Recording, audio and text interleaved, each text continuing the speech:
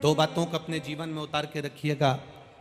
शिव महापुराण की, ब्रह्मा जी ने जब भगवान विष्णु जी से कहा कि आपके पिता कौन है, आपके पिता हैं कौन, तब भगवान विष्णु जी के मुख से निकला, नारायण के मुख से निकला, मेरे पिता स्वयं भगवान देवाधिदेव महादेव है, स्वयं भगवान शिव है, दूसरा कोई नहीं। मेरे पिता स्वयं शिव है। आज अकोला की धरा पर जो कथा चल रही है, महाराष्ट्र के विदर्भ क्षेत्र में जो कथा चल रही है, उसका स्मरण करिएगा जरा आप। आप राम जी की पूजन कर लें, आप भगवान कृष्ण की पूजन कर लें, आप देवी जी की पूजन कर लें, आप दत्त की पूजन कर लें, आप किसी भी देवता की पूजन कर लें, किसी भी देवी देवता की पूजन करो आप। पूजन आप किसी भी देवी देवता की करोगे, पर फल आपको महादेव ही देंगे। आप आराधना किसी भी देवी देवता की कर लो, साहब मैं तो राम को मानती हूं, मैं शंकर जी को नहीं मानती, मैं कृष्ण को मानती हूं, मैं शिव जी को नहीं मानती, मैं देवी को मानती हूं, मैं शंकर को नहीं मानती, मैं दत्त को मानती हूं, मैं शिव को नहीं मानती। आप आराधना किसी की भी करो, आप पूजन किसी का भी करो, राम भी जपोगे, कृष्ण भी जपोगे, दत्त भी जपोगे, देवी की आराधना भी करोगे, तो फल देने वाला केवल एक महादेव ही है।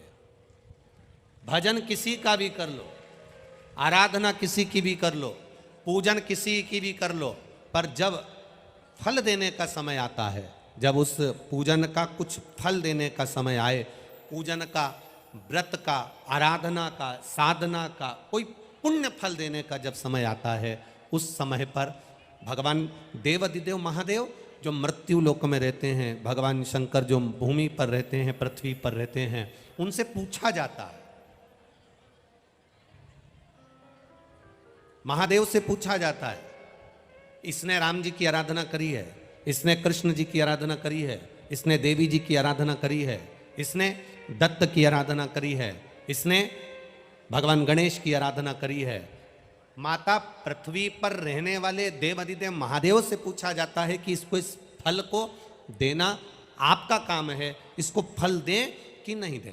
जैसे और सरल भाषा में समझो, कोई इचल करेंजी का लड़का वाला, आकोला की लड़की वाला, जरा समझ लेना हो अच्छे से, इचल करेंजी का लड़का वाला या अमरावती का लड़का वाला और लड़की वाले आकोला के। अब अमरावती का लड़का वाला आकोला की लड़की को देखने कब आएगा, आकोला की लड़की को पसंद करने के लिए कब आएगा, जब वो सब आकोला वालों से जो उसके परिचित होंगे, रिश्तेदार होंगे, नातेदार होंगे, कुटुंब वाले होंगे, उसके अपने होंगे, पहले उन्हें फ़ोन लगाएगा, पूछेगा क्यों साहब वो भेरूलाल जी की छोरी कैसी है, क्यों साहब वो राम किशन की लड़की कैसी है, क्यों साहब वो नाथराम जी की मुलगी कैसी है, तो पूछा जाएगा कि हम वहाँ आ रहे हैं, आकोला में हम पहुँच रहे हैं, उनकी लड़की को देखने के लिए आ रहे हैं, पहले सब दूर से मालूम करा जाएगा, हाँ साहब लड़की अच्छी है, संबंध कर लो।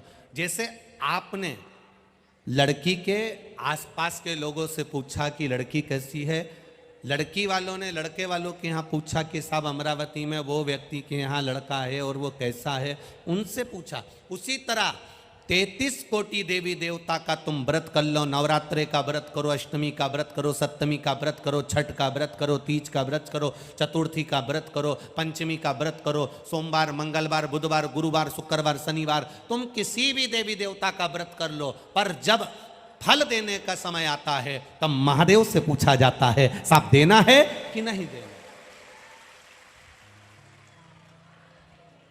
तब पूछा जाता है कि हमें यहाँ फल देना चाहिए कि नहीं देना चाहिए, हम यहाँ फल दे दें, हम यहाँ पर फल प्रदान कर दें, तब महादेव भगवान एक रिजल्ट तैयार कर कर भेजते हैं,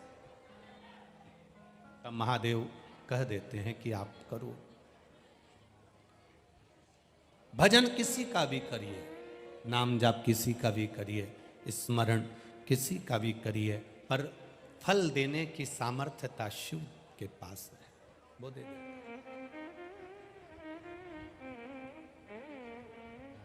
महाराज ब्रह्मा और भगवान विष्णु ने दोनों ने मिलकर घर्षण करा, एक अग्नि का खंभ प्रकट हो गया और अग्नि के खंभ में से देवाधिदेव महादेव प्रकट हो गए, एक लिंग की आकृति प्रकट हो गई, एक शिवलिंग प्रकट हो गया, एक लिंग की आकृति प्रकट हो गई।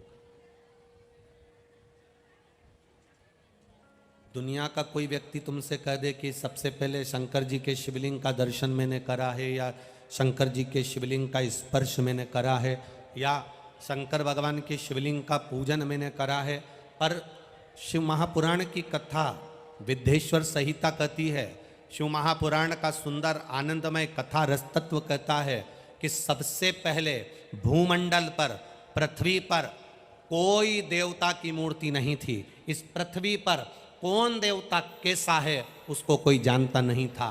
सतयुग के भी पहले, ना जाने कितने सतयुग निकल गए, उसके पहले ना जाने कितने त्रेता, कितने द्वापर, कितने कलयुग पहले निकल चुके हैं। ना जाने कितने सतयुग के पहले भी अगर कोई देवता की मूर्ति नहीं थी, केवल ब्रह्मा और भगवान विष्णु ने जो घर्षण कर कर एक शिवलिंग की स्थापना करी थी, बस वही शिवलिंग इस मृत्यु लोक पर था। भूमंडल पर और कोई दूसरा नहीं था, केवल शिवलिंग, केवल शिव।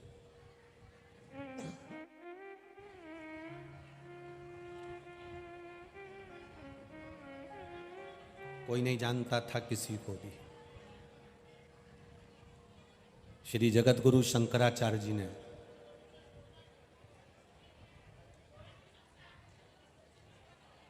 पूरे पृथ्वी पर, पूरे ब्रह्मांड पर परम पूज्य गुरुदेव जगत गुरु शंकराचार्य जी ने भगवान शंकर की आराधना का एक सूत्र निर्मित कर दिया।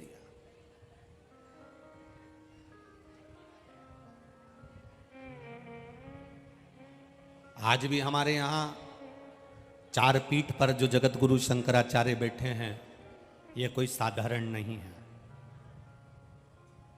आज भी चार पीठ पर जो चार सदगुरु जगत गुरु शंकराचार्य बैठे हैं, ये कोई साधारण नहीं है।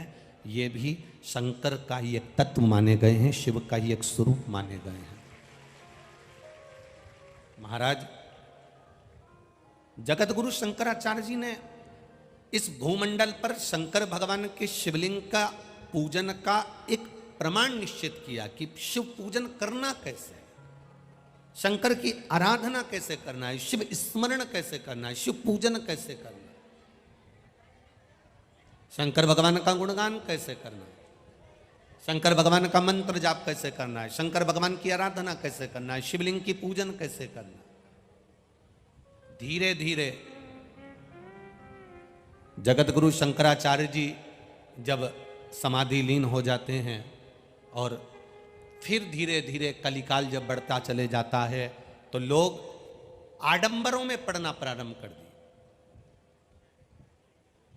जगत गुरु शंकराचार्य जी के जाने के बाद में लोग आडंबरों में पढ़ने लगे हैं।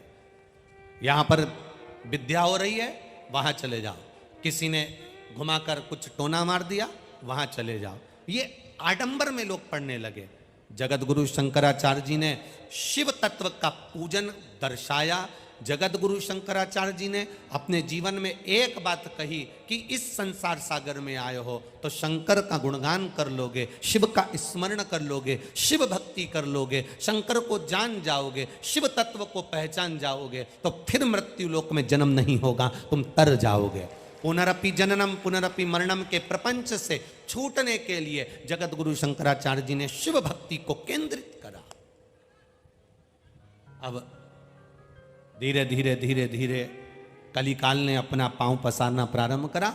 लोग ढोंग में, प्रपंच में, छल में, बेईमानी में इधर उधर भरमाने लगे, विद्याओं में पढ़ने लगे। यहाँ पर ये विद्या हो रही, वहाँ पर वो विद्या हो रही, दुनिया के लोग उस ब्रह्म में पढ़ने लगे।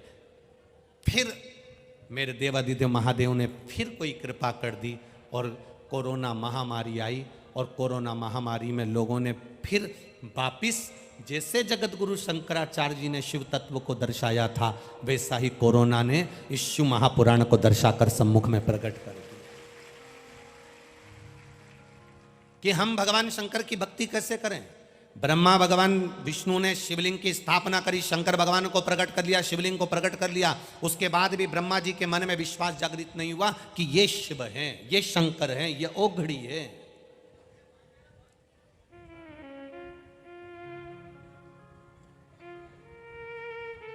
कठिन है किसी के दिल में प्रवेश करना और किसी के घर में प्रवेश करना, बहुत कठिन है। दुनिया का सबसे कठिन काम है किसी के दिल में प्रवेश करना और किसी के घर में प्रवेश करना। उससे भी ज्यादा कठिन काम है किसी के हृदय में विश्वास को प्रकट करना, भरोसा प्रकट करना, दृढ़ता प्रकट करना। सब कुछ मिल सकता है संसार सागर में, दुनिया की कोई ऐसी वस्तु नहीं जो आप प्राप्त नहीं कर सकते। अपनी मेहनत के बल पर आप दुनिया का सारा राज्य से ठाठ प्राप्त कर सकते हो, दुनिया के बल पर आप सारा सुख प्राप्त कर सकते हो, दुनिया के बल पर आप सारा वैभव प्राप्त कर सकते हो। पर दुनिया के सारे सुख को आप प्राप्त कर सकते हो, वैभव को आप प्राप्त कर सकते हो, पर विश्वास आपके दिल में जागेगा कब? जब आप उसके प्रति श्रद्धा उत्पन्न करेंगे, आप उसके प्रति विश्वास उत्पन्न करेंगे, दृढ़ता उत्पन्न करेंगे।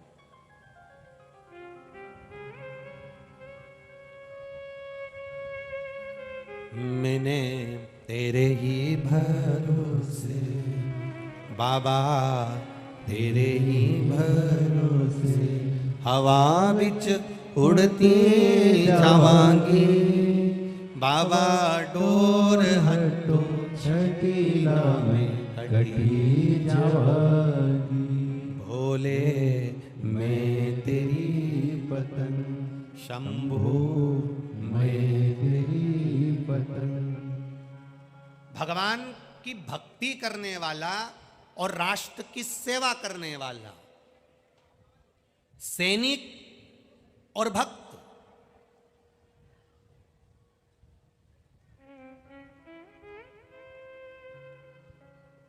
राष्ट्र की सेवा करने वाला, राष्ट्र का सैनिक और राष्ट्र का भगवान का भक्त, ये दोनों कभी अपना वेतन नहीं देखते। राष्ट्र का सैनिक अपना वेतन नहीं देखता क्योंकि उसको राष्ट्र की रक्षा करना है, और एक भक्त भगवान के चरणों का दास, सेवा करने वाला, ये नहीं देखता कि लोग मुझ पर हंसेंगे कि क्या कहेंगे। वो तो अपनी सेवा में लगा रहता है, वो अपने भजन में लगा रहता है, उसे कोई मतलब नहीं, उसे कोई चिंता नहीं, उसे कोई टेंशन नहीं।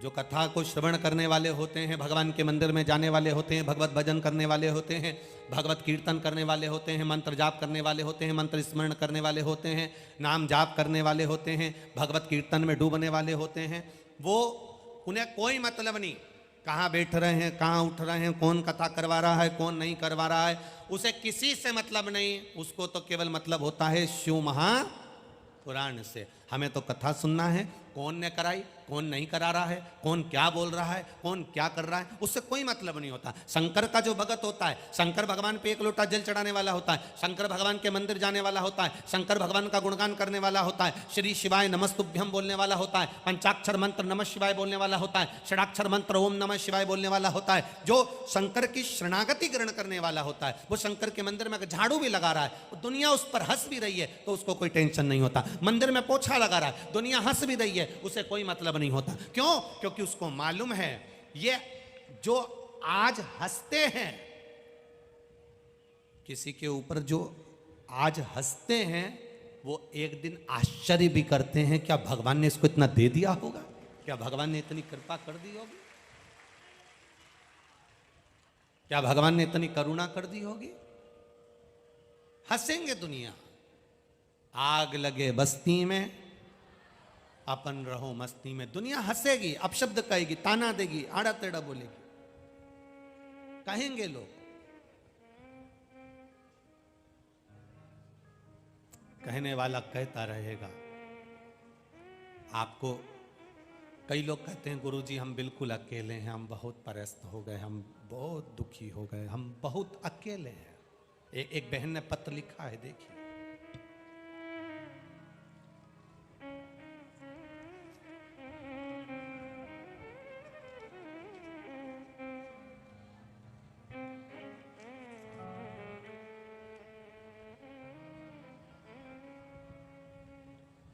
कल्पना नीलेश टेम्बे, मेरा मोबाइल नंबर ये है, मैं अकोला की रहने वाली हूँ, कहीं बैठी हो तो हाथ हिलाइएगा। कल्पना नीलेश टेम्बे, कहीं बैठी हो, दिख गई क्या? हाथ हिला दीजिए एक बार, ऐसा दिख गए हैं? अच्छा, चौथे नंबर के पंडाल में है क्या? ठीक ठीक ठीक है, हाथ हिला दो एक बार। हाँ दिख गए हो, ठीक है। पहला नंबर का पंडाल, दूसरे नंबर का पंडाल, तीसरे नंबर के पंडाल में पीली साड़ी में माँ जो खड़ी हैं वही हैं। मेरा नाम कल्पना नीलेश टेम्बे है, मेरा मोबाइल नंबर ये है, मैं अकोला की रहने वाली हूँ। मेरे भोले बाबा का क्या गुणगान करूं गुरुदेव, मेरे पास शब्द नहीं है।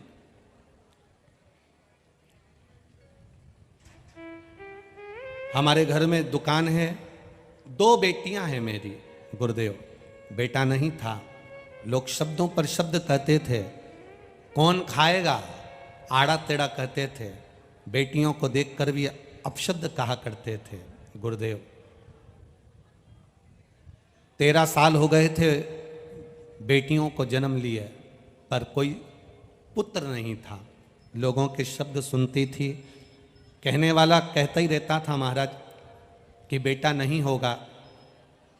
संतान के लिए डॉक्टर ने भी मना कर दिया था, पर बाबा की कृपा किससे कहते हैं, पशुपतिनाथ का व्रत, 1 लोटा जल और सफेद आंकड़े की जड़ का प्रयोग 13 साल के बाद बाबा ने मुझे बेटे को दिया है। मैं बाबा को दंडवत प्रणाम करने आया हूं। शिव तत्व है। बच्चे को लाए हो मां, लाए हो तो ऊंचा करो थोड़ा सा हाथ से, हाँ थोड़ा सा ऊंचा कर दो, हाँ ठीक है।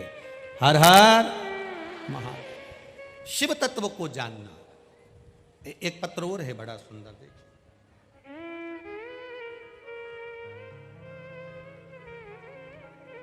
मेरा नाम दीपाली विनोद तालोकार, मेरे पति का नाम विनोद तालोकार। मैं वरुण, तहसील तेलारा, जिला अकोला से आई हूं। कहीं बैठी हो तो हाथ हिलाइएगा। आप ही हैं? दोनों हाथ हिला दो इससे। 1 लोटे जल का मैं क्या गुणगान करूं गुरुदेव। मेरे बच्चे और हम लोग 2021 से कथा सुन रहे हैं। 1 लोटा जल देवाधिदेव महादेव को एकांतेश्वर महादेव के मंदिर में जाकर चढ़ाते हैं। एकांत में भगवान शिव की आराधना करते हैं। एक दिन अचानक मेरे पेट में दर्द हुआ तो हम अकोला आए। डॉक्टर ने हमें सोनोग्राफी करने का बोल दिया। हमने सोनोग्राफी करवाई। डॉक्टर ने सोनोग्राफी की रिपोर्ट देखकर हमें बोला कि आपके गर्भाशय में, बच्चेदानी में गठान है। गर्भाशय में गठान है। इस गठान के लिए दवाई दे देते हैं, आराम लग जाए तो ठीक, नहीं तो ऑपरेशन करना पड़ेगा। दवाइयाँ लेना प्रारंभ करी पर गठान नहीं गली। दूसरी बार फिर सोनोग्राफी कराई, तब भी गठान बढ़ चुकी थी। डॉक्टर ने कहा इसका ऑपरेशन करना पड़ेगा। बस अब करें क्या गुरुदेव। ऑपरेशन का डॉक्टर ने बोल दिया। हमने 20 दिन का समय मांगा और 20 दिन हम पैसे की व्यवस्था भी करते रहे। और किसी ने कहा टीवी पर कथा आती है, हमने सुनना चालू करा। शिव जी को 1 लोटा जल चढ़ाते, मंदिर में बैठकर ही उसको पीकर आ जाते। बेलपत्री चढ़ी हुई उठाकर खा लेते। 20 दिन निकाले। 20 दिन के बाद फिर वापस डॉक्टर को दिखाने के लिए गए। डॉक्टर ने फिर सोनोग्राफी कराई और बाबा की कृपा ऐसी हुई, कुंदकेश्वर बाबा की कृपा ऐसी हुई, आज मेरी पूरी गठान गल चुकी है। डॉक्टर भी आश्चर्य में है। ये शिव तत्व है। अब ठीक हो बहन, आराम है पूरा, बैठिए। श्री शिवाय नमस्तु। शिव तत्व को जानना, भगवान की अविरल भक्ति को पहचानना, हमारा विश्वास, हमारी दृढ़ता हमें शिव तत्व की ओर लेकर जाती है। ब्रह्मा जी के मन में विश्वास जागृत नहीं हुआ था कि ये भगवान नारायण के पिता है। कई लोग आपसे भी कहेंगे क्या रखा है शिवलिंग में, क्या होता है शिवलिंग पर जल चढ़ाने से, क्या होता है शंकर भगवान के शिवलिंग पर बेलपत्र चढ़ाकर खाने से। हंसने वाले आप पर भी हंसेंगे, ताना देने वाले आप पर भी ताना देंगे, अपशब्द कहने वाले आप पर भी अपशब्द कहेंगे, पर जिसके हृदय में शिव महापुराण के प्रति विश्वास जागृत हो जाता है तो 13 साल के बाद भी औलाद हो जाती है। ये विश्वास है। जब भरोसा बढ़े, दृढ़ता बढ़े, तब परमात्मा स्वयं प्रकट होता। वो एक लाइन आप लोग हमेशा गुनगुनाते रहते हो, मानो तो गंगा मां हूं, ना मानो तो बहता पानी। मान लोगे तो गंगा मां है, ना मानो तो ऐसा तो पानी दुनिया में बह रहा है, चल रहा है। शिव महापुराण को केवल एक पोथी जिसने माना वो पोथी तक ही रह गया। शिव महापुराण को एक किताब जिसने माना वो किताब तक रह गया। पुराण को केवल पुराण माना वो पुराण तक रह गया। पर शिव महापुराण को जिसने शिव मान लिया वो शिव तक पहुंच गया। ये निश्चितता है।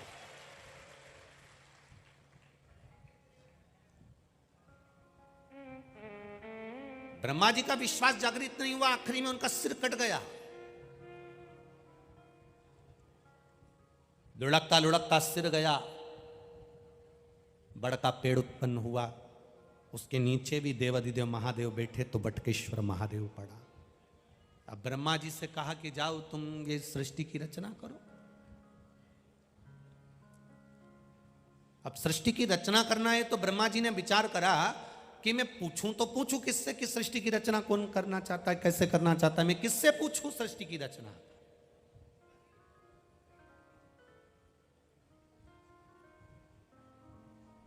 भगवान विष्णु से कहा ब्रह्मा जी ने सृष्टि की रचना करना है, आप बताओ रचना कैसे करना है।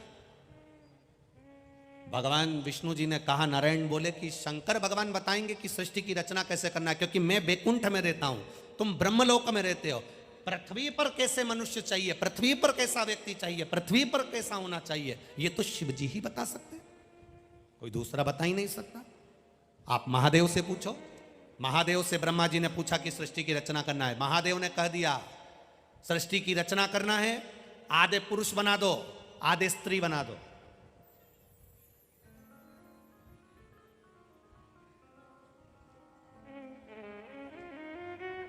आधे पुरुष बनाओ आधे स्त्री बनाओ। अब ब्रह्मा जी को समझना था कि पुरुष बनाना था, स्त्री बनाना था, पर भगवान महादेव की बात को उन्होंने लिया। अब जिसकी जितनी बुद्धि होती है, पात्र तुम्हारे हाथ में एक गिलास है तो गिलास भरकर दूध लोगे, तुम्हारे पास में भगोनी है भगोनी भरकर दूध लोगे, तुम्हारे पास में बड़ा तसला है तसला भर के दूध लोगे, तुम्हारे पास बड़ा भगोना है भगोना भरकर दूध लोगे। ये तुम्हारी पात्रता पर निश्चित करता है कि तुम पात्रवान कितने हो, तुम क्या ले रहे हो। ये समझ वाली बात है कि आप क्या समझ सकते हैं। जैसे एक नई नवेली बहू से सास ने पूछ लिया, बेटा तुझे कुछ बनाना आता है? हाँ मम्मी मैं सब बना लेती हूँ। सब बना लेती है? हाँ। पक्का? हाँ। सब बना लेती है ना? हाँ। आइसक्रीम बना ले। अब जो बहू ने आइसक्रीम बनाने का सोचा, अटैची में से रेसिपी बुक निकाल के लाई जिसमें लिखा था 2 किलो दूध को धीमी आंच में गरम करो, धीरे धीरे हिलाओ, फिर उसमें बेकिंग पाउडर डालो, धीरे धीरे घोलते रहो, फिर उसमें केसर डालो, हिलाते रहो डालते रहो, शक्कर बोलो डाल दो, फिर हिलाते रहो, फिर उतार कर 1 घंटा फ्रिज में रख दो।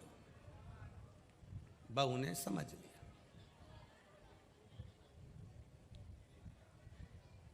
4 घंटे के बाद सास फ्रिज खोली पानी पीने के लिए और सास ने आवाज लगाई बहू को, बेटा ए बेटा इधर आ। हाँ मां, ये घंटा फ्रिज में किसने रखा? मैंने रखा। क्यों? किताब में लिखा था 1 घंटा फ्रिज में रखो।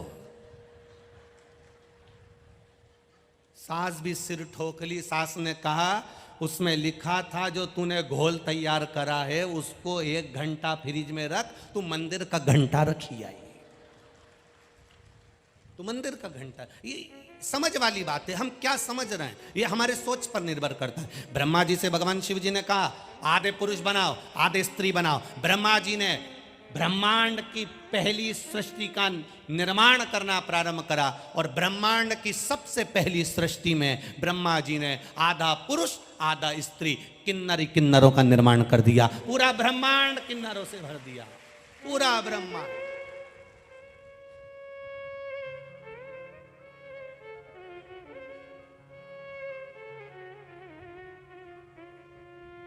अपन सबको इन किन्नरों को धन्यवाद देना चाहिए, इनकी भूमि पर अपन रह रहे हैं। पहला सृष्टि का निर्माण किन्नर ही किन्नर उत्पन्न, पूरे ब्रह्मांड में किन्नर थे, पूरी किन्नरों की सृष्टि थी।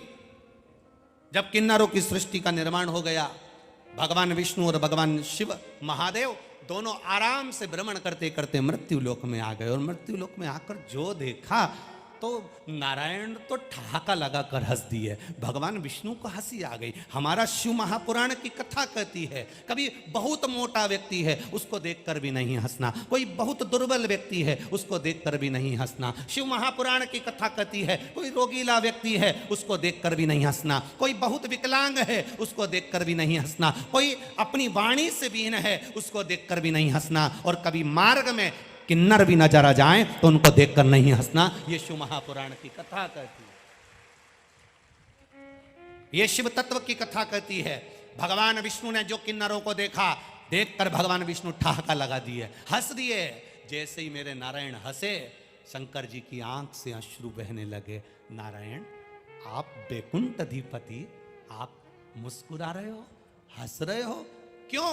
भगवान विष्णु जी ने कहा महादेव जी आपने कहा था प्रभु जी की सृष्टि का निर्माण करना, आधे पुरुष आधे स्त्री बनाना, पर ब्रह्मा जी तो समझ ही नहीं पाए। ब्रह्मा जी ने आधे पुरुष और आधे स्त्री दोनों को मिला के किन्नर उत्पन्न कर दिए।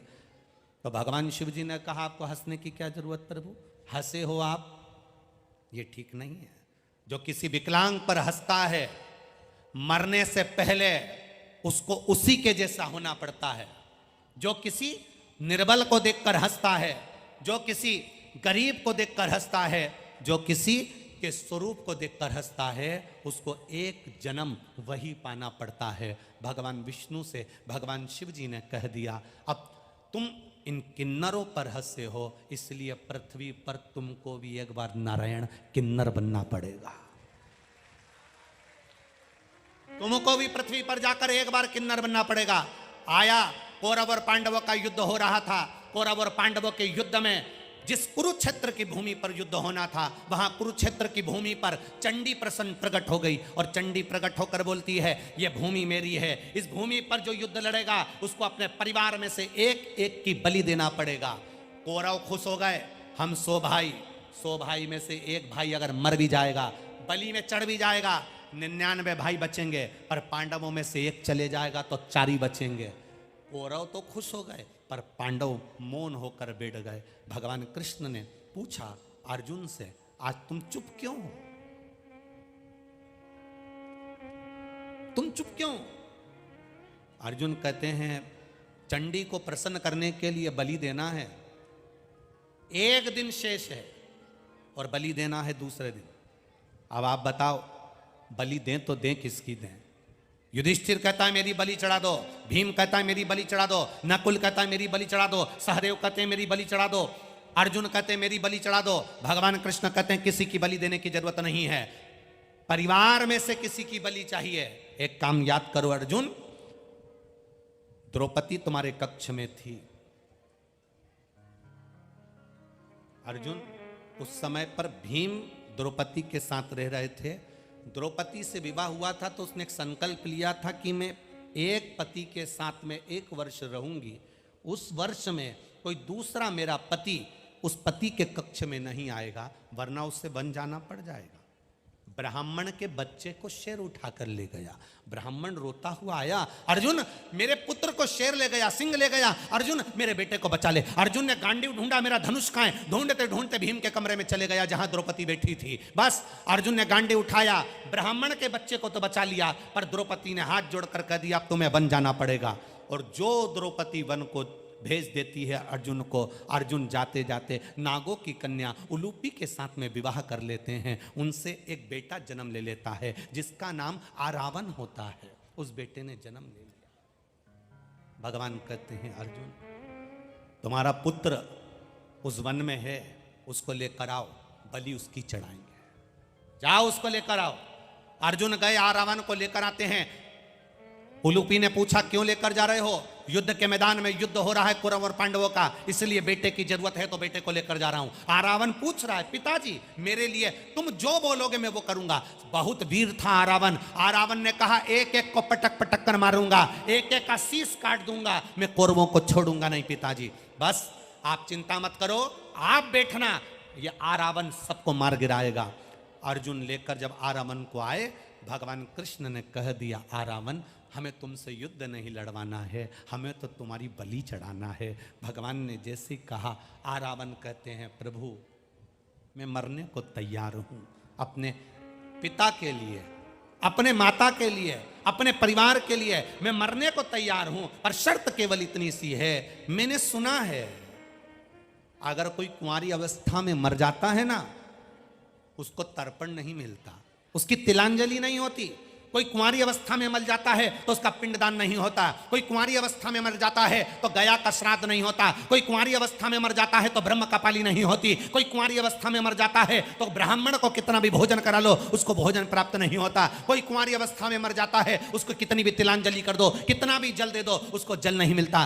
कोई कुंवारी अवस्था में मर गया उसकी गति नहीं होती, ना वो बैकुंठ जाता है ना वो नरक जाता है, अधोगति में पड़ा रहता है, उसकी मुक्ति नहीं होती। इसलिए आरावन कहते हैं मैं कुंवारी अवस्था में मर जाऊंगा तो मेरी मुक्ति नहीं होगी। उमा खंड में लिखा है वेद व्यास जी ने, केवल भागवत कथा सुनोगे तो पितरों का उद्धार हो जाएगा, पूर्वजों का उद्धार हो जाएगा, सारी पुराणे सुनोगे सबका उद्धार हो जाएगा। केवल वेद व्यास जी लिखते हैं शिव महापुराण एक अकेली ऐसी है जो सुनता है, सुनकर जिस रास्ते से निकल कर जाता है, सुनने वाले का मुख अगर कोई देख लेता है और जिसके गर्भ में भी बच्चा मर गया हो या उसके परिवार में कोई कुंवारा चले गया हो, कथा सुनने वाले के मुख का मात्र दर्शन कर ले तो वो मुक्त पा जाता है, मोक्ष हो जाता है। आप में से ना जाने कितनी माताएं ऐसी बैठी हैं जिनके गर्भ में 2 महीना 4 महीना 6 महीना का बच्चा चले जाता है। आप में से कई माताएं, आपके मायके में भी कोई ना कोई ऐसा होगा जिसके गर्भ में बच्चा था 2-3 महीने का चले गया, 4 महीने का चले गया, 6 महीने का चले गया। आप में से कुछ ऐसे बैठे होंगे जिनके घर में कोई ना कोई कुंवारा चले गया, कोई का एक्सीडेंट हो गया, कोई पानी में डूब गया, कोई अधोगति में मर गया, कोई बीमारी में मर गया, जन्म लेने के बाद 5 साल 4 साल 6 साल 8 साल 20 साल 21 साल कुंवारी अवस्था में मर गया। आपके मोहल्ले में, आपकी कॉलोनी में, आपके गाँव में, खेड़े में, नगर में भी कोई ना कोई ऐसा होगा जो कुंवारी अवस्था में चले गया होगा। उस गांव का व्यक्ति अगर शिव महापुराण की कथा सुनने के बाद अपने गांव में जाता है, उसके शरीर की जो हवा चलकर निकलती है, उसके शरीर से जो हवा टच होकर जाती है, उस गांव के कुंवारी अवस्था में मरे हुए को भी मुक्ति प्रदान कर देती है। ये वो शिव महापुराण की कथा। आरावन कह रहे हैं अगर मैं कुंवारा मर गया तो मेरी गति नहीं होगी, अगर मैं कुंवारा मर गया तो मेरा मोक्ष नहीं होगा, मेरी शादी कर दो और कल मेरी बलि चढ़ा दो। अब भगवान कृष्ण ने अर्जुन से कहा कोई लड़की ढूंढो, आरावन से शादी करना है, आज की रात है केवल, कल बलि चढ़ना है, कुछ भी करो लड़की ढूंढो। पांडवों ने पूरा दम लगा दिया पर कोई लड़की नहीं मिली। कौन पिता होगा जो एक रात्रि के लिए अपनी बेटी को ब्याहेगा और मालूम है कि कल ये बेटी विधवा हो जाएगी, बेधव्य हो जाएगी। कौन पिता अपनी बेटी को ब्याहेगा? कोई पिता अपनी बेटी को देने को तैयार नहीं था। समय बीतता गया, मध्य रात्रि आती गई। जैसे ही मध्य रात्रि आई भगवान कृष्ण को लगा अब लड़की नहीं मिल रही, करूं क्या? भगवान कृष्ण को याद आ गया शंकर भगवान ने कहा था तुम किन्नर पर हंसे हो, इसलिए तुम्हें किन्नर बनना पड़ेगा। भगवान नारायण ने, भगवान कृष्ण ने किन्नर का रूप धारण कर लिया और आरावन से रात्रि में विवाह कर लिया, रात्रि में विवाह कर लिया।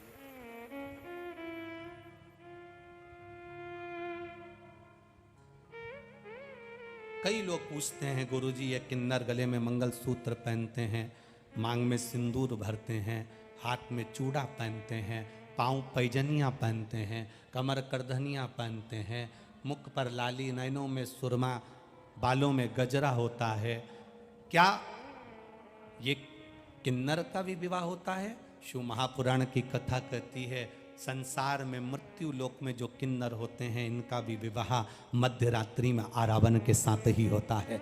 भगवान कृष्ण ने भी किया, इनको भी करना। आखिरी में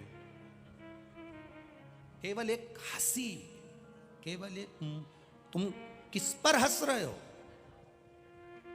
तुम किस पर उंगली उठा रहे हो?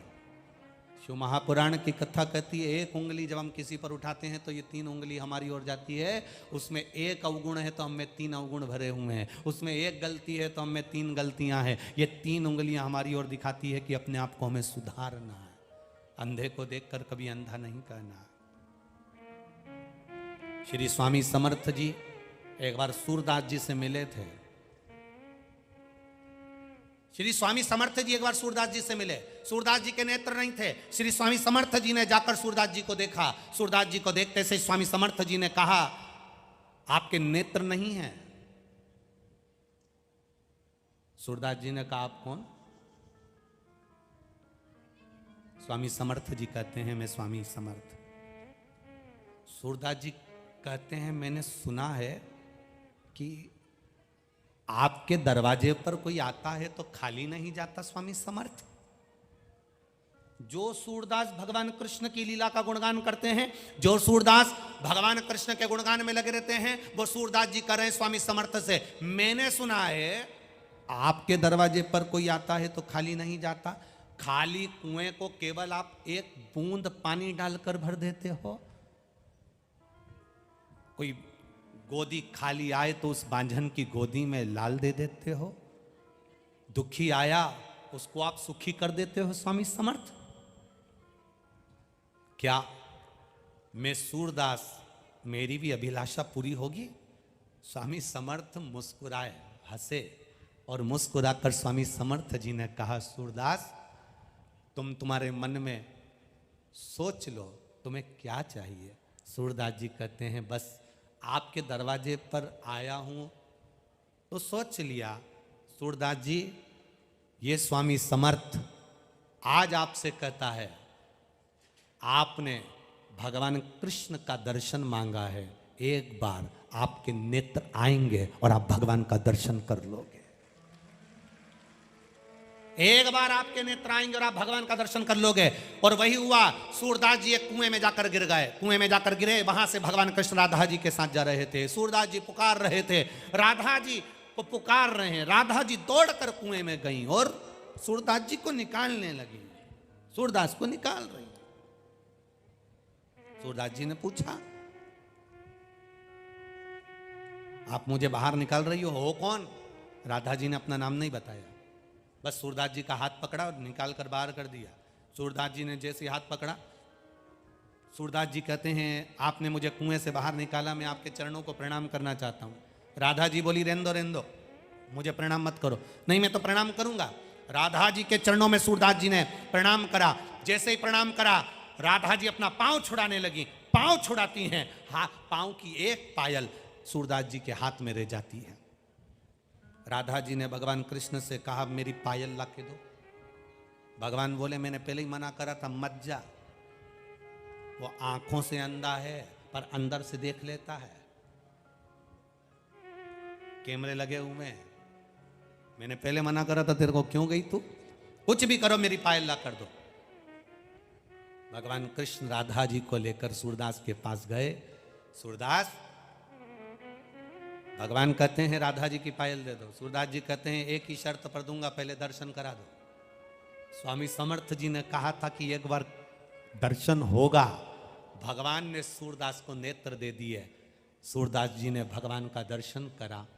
सूरदास की आंख में आंसू भरकर स्वामी समर्थ को याद करा। आपने कहा था एक बार कृष्ण का दर्शन होगा, आज हो गया। ये कोई सहज नहीं है। कोई शिव तत्व संत होता है, कोई शंकर को जानने वाला संत, साधु, सन्यासी, तपस्वी, साधक, उपासक होता है। संत का दर्शन, गुरु का दर्शन, कोई वेद पाठी का दर्शन, कोई भगवत भजन करने वाले का दर्शन, कोई गुरु महिमा का स्मरण करने वाले का दर्शन, कोई शिव का गुणगान करने वाले का दर्शन, कोई शंकर के महत्व को जानने वाले का दर्शन, कोई शंकर को एक लोटा जल चढ़ाने वाले का दर्शन खाली नहीं जाता, खाली नहीं जाएगा। जैसे स्वप्न में दिखा हुआ शिवलिंग, स्वप्न में दिखा हुआ बेलपत्री का पेड़, स्वप्न में दिखा हुआ मंदिर का शिखर, स्वप्न में दिखा हुआ कोई खंडर, स्वप्न में दिखा हुआ जलाशय, स्वप्न में दिखा हुआ एक लोटा जल चढ़ाते हुए किसी को स्वप्न में देखना, जलाशय देखना, मंदिर का शिखर देखना, शिवालय देखना, शिवलिंग देखना, पानी का कूप देखना, जैसे इन सब को देखने पर कुछ ना कुछ खुशी हमारे यहाँ आने वाली होती है, तो भगवान स्वप्न में ये चीजें दिखा देता है। उसी तरह संत का दर्शन होता है, गुरुजन का दर्शन होता है। भगवान कृष्ण ने कहा मांगो, सूरदास तुम्हारे नेत्र मिल गए, तुमने हमारा दर्शन कर लिया, मांगो तुम्हें क्या चाहिए। सूरदास जी ने कहा बस एक ही बात मांगना चाहता हूं, दे दोगे? भगवान ने कहा दे देंगे, पक्का पक्का, सौगंध है मेरी, बिल्कुल पक्का, मांगो क्या चाहिए। भगवान से सूरदास जी ने कह दिया मेरी इन आंखों को वापस फोड़ दो, जिन नेत्रों से आपका दर्शन करा है उन नेत्रों से संसार का दर्शन नहीं करना है, फोड़ दो, फोड़ दो। हम नहीं जानते हमारे जीवन में हम क्यों हंसे किसी पर, हम क्यों अपशब्द कहें किसी को, हम क्यों किसी को ताना दें, हम क्यों किसी को आड़ा टेढ़ा बोलें, हम क्यों किसी को गाली दे दें, कैसे दे दें। एक गांव में एक बुजुर्ग व्यक्ति रहता था, एक बूढ़ा व्यक्ति, पड़ोस में एक नवयुवान लड़का रहता था, बहुत सुंदर, बहुत स्मार्ट, बहुत विद्वान। एक जवान लड़का रह रहा है उसी मोहल्ले में, उसी कॉलोनी में, उसी सोसाइटी में, उसी मोहल्ले में, और बूढ़ा व्यक्ति वही रह रहा है। बूढ़े व्यक्ति को लगा इस नवयुवक लड़के को सब लोग पूछते रहते हैं, आदर करते हैं, सम्मान करते हैं, मेरा इतना आदर सम्मान सब घट गया। तो बूढ़े व्यक्ति को बड़ा गुस्सा आया, उसने पूरे मोहल्ले में खबर कर दी कि ये चोर है, ये चोट्टा है, चोरी करता है, इसने कई जगह पर चोरी कर ली, इसके घर में जो पैसा आ रहा है वो चोरी का है, इसके घर में जो धन आ रहा है वो चोरी का है। सारे नगर में सूचना हो गई, सारे नगर के लोग उस नवयुवक लड़के से दूर हट गए, कोई उसके साथ नहीं रहता, कोई उसके पास नहीं रहता, सब ने दूरी बना ली, सब ने दूरी। एक दिन नगर में चोरी हो गई, सबसे पूछा गया तुम्हें किसी पर शंका है? नगर के लोगों ने कह दिया वो नवयुवक लड़के पर शंका है। पुलिस वाले आए, नवयुवक लड़के को पकड़ कर ले जाकर थाने में बंद कर दिया। अदालत में केस चला, उसके कोई सबूत नहीं मिले, जज ने उसको रिहा कर दिया। उस नवयुवक लड़के की आंख में आंसू भरे और रोता हुआ सोचता है मैंने कभी किसी का बुरा नहीं करा, आखिर इन बुजुर्ग ने मेरे साथ में ऐसा क्यों करा, क्यों मुझ पर ऐसी टिप्पणी कर दी, क्यों मुझे गलत कह दिया। मैं तो चोर भी नहीं था, अपशब्द भी नहीं कहता था, केवल अंदर की ईर्ष्या ने उस बुजुर्ग के मुख से उसके लिए गलत टिप्पणी करा दी, अंदर की ईर्ष्या। कर्ण और अर्जुन में कोई बैर नहीं था, पांडव और कर्ण में कोई बैर नहीं था। माता कुंती का पुत्र ये भी है तो माता कुंती का पुत्र वो भी है। कर्ण में और पांडवों में कोई बैर नहीं था, केवल अंदर की ईर्ष्या हमें नफरत पैदा कर देती है, अंदर की ईर्ष्या। बुजुर्ग के ऊपर पंचायत बिठाई गई, उस नवयुवक लड़के ने पंचायत बिठाई, सरपंच को बुलाया, पंचायत को बुलाया कि इनने मेरे ऊपर गलत टिप्पणी करी है, इनको सजा होना चाहिए। बुजुर्ग व्यक्ति ने सरपंच को और पंचायत को बुलाकर कहा, मुझसे गलती हो गई, जो मैंने टिप्पणी कर दी, आड़ा टेढ़ा कह दिया, क्षमा कर दो, कोई मेरे लिए दंड हो तो मैं भोग सकता हूँ, आप बोलोगे मैं जैसा कर सकता हूँ। सरपंच ने कहा, एक कागज ले जाओ, इस कागज पे तुम्हें जो लिखना है लिख दो, और कागज के टुकड़े टुकड़े कर कर बाहर फेंक दो तुम्हारे घर के, जाओ कल निर्णय करेंगे। सरपंच के कहने से बुजुर्ग ने कागज पर लिखा, उसके टुकड़े टुकड़े कर कर घर के बाहर फेंक दिया। आया बुजुर्ग, नवयुवक लड़का भी आया, आज निर्णय दीजिए इस बुजुर्ग का क्या करना है। सरपंच ने कहा, जाओ जो टुकड़े तुमने फाड़ कर कागज के फेंके थे उसको उठा कर लाओ, सारे के सारे, पूरे के पूरे चाहिए। बूढ़ा व्यक्ति बोला, वो तो हवा में उड़ गए होंगे, अब वो कहाँ हाथ में आएंगे, अब तो वो मेरे पास आ ही नहीं सकते। सरपंच ने कहा बुजुर्ग व्यक्ति से, किसी को गाली देने से पहले, किसी को टिप्पणी करने से पहले, किसी को अपशब्द कहने से पहले उसको समझ तो लिया करो। तुमने मुंह उठाया और बोल दिया, पूरे मोहल्ले में उसकी बदनामी हो गई। एक बार बदनामी की हवा फैल जाती है तो जैसे कागज के टुकड़े नहीं मिलते, वैसे बदनामी वापिस लौट कर नहीं आ पाती। कर दी तुमने बदनामी। कहने वालों ने कह दिया ये चोर है, कहने वालों ने कह दिया इसका लक्षण बुरा है, कोई ने कहने वाले ने कह दिया ये ऐसी है, कहने वाले ने कह दिया वो वैसा है। तुमने तो कह दिया, उसको वापरा था, उसको पहचाने थे, उससे मिले थे, कभी एक बार उससे मुलाकात हुई तुम्हारी। कहने वाले तो कह देंगे सियोर वाला महाराज ऐसा है, वो वाला महाराज ऐसा है, वो वैसा है, वो वैसा है। कहने वाले कह देंगे हमारी पड़ोसन ऐसी है, हमारा पड़ोसी ऐसा है, हमारे रिश्तेदार ऐसे हैं। कभी तुम उससे मिले हो? एक बार पहले उससे मिल कर देखो, और मिलने पर तुम्हें महसूस हो कि ये गलत है तो फिर गलत कहो, अन्यथा किसी पर गलत टिप्पणी कर देने पर हमारी जिंदगी भी नरक हो जाती है, हम कहीं के नहीं रह पाते। क्यों उंगली उठा?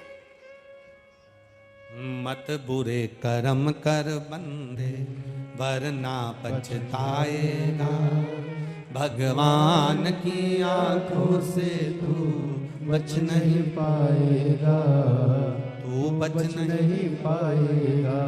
हमारे जीवन का उसूल कहता है, हमारे जीवन की सबसे पहली पहल कहती है, सत्ता बाद में सत्य पहले होना चाहिए, पार्टी बाद में प्रभु का नाम पहले होना चाहिए, राजनीति बाद में राष्ट्र की नीति, राष्ट्र की रक्षा पहले होना चाहिए। हम राजनीति में इतने उलझ गए कि राष्ट्र की भलाई भूल गए, राष्ट्रहित की पहल भूल गए, अपने राष्ट्र को कैसे उत्थान की ओर लेकर जाना है। हम राजनीति के चक्कर में, पार्टियों के चक्कर में इतने घुल गए, इतने घुल गए कि सबको बांटने में लग गए। ये ब्राह्मण, ये क्षत्रिय, ये वैश्य, ये शूद्र। शिव महापुराण की ये पोथी और ये व्यासपीठ जिस पर हम बैठे हैं, ये 4 पाए पर बनी है। पहला पाया ब्राह्मण, क्षत्रिय, वैश्य, शूद्र, जिस पर हम बैठे हैं, ब्राह्मण, क्षत्रिय, वैश्य और शूद्र, ये 4 हमारे सनातन धर्म के पाए हैं। ये एक जैसे हैं तो सनातन धर्म एक जैसा। दुनिया के लोगों ने, पार्टियों में आकर दुनिया के लोगों ने कहीं ना कहीं इन सनातन धर्म के इन पायों को तोड़ने का प्रयास करा। हम ब्राह्मण हैं, हम बड़े हैं, हम क्षत्रिय हैं, हम बड़े हैं, हम वैश्य हैं, हम बड़े हैं, हम शूद्र हैं, हम बड़े हैं। और शिव महापुराण की कथा कहती है संसार में सब बड़े हैं। कोरोना महामारी में जो अपने आप को बड़ा कहते थे वो तो घर से बाहर नहीं निकले। एक एक वाल्मीकि समाज का बच्चा बच्चा हॉस्पिटल में खड़ा होकर बॉडी को ले जाकर अंतिम संस्कार कर रहा था।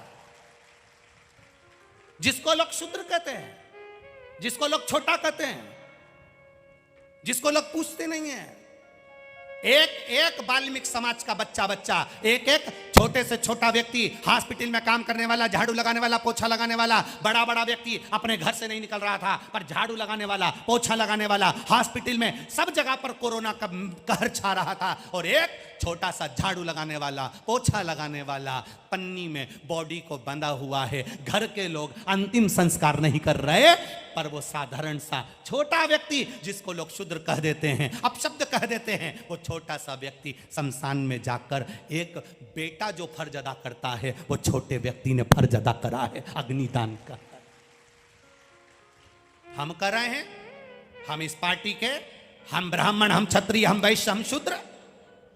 उसको कहना चाहिए सब देवताओं को सबने बांट लिया, पर मेरे महादेव को कोई नहीं बांट पाया। आज तक महादेव के लिए कोई ने नहीं कहा कि ये ब्राह्मण का है, क्षत्रिय का है, वैश्य का है कि शूद्र का है। हम तिरुपति जाते हैं, कह देते हैं लोग पैसे वालों के देवता हैं। हम नाथद्वारा जाते हैं, लोग कह देते हैं पैसे वालों के देवता हैं। हम वहां जाते हैं, लोग कह देते हैं पैसे वालों के देवता हैं, पर महादेव सबका है।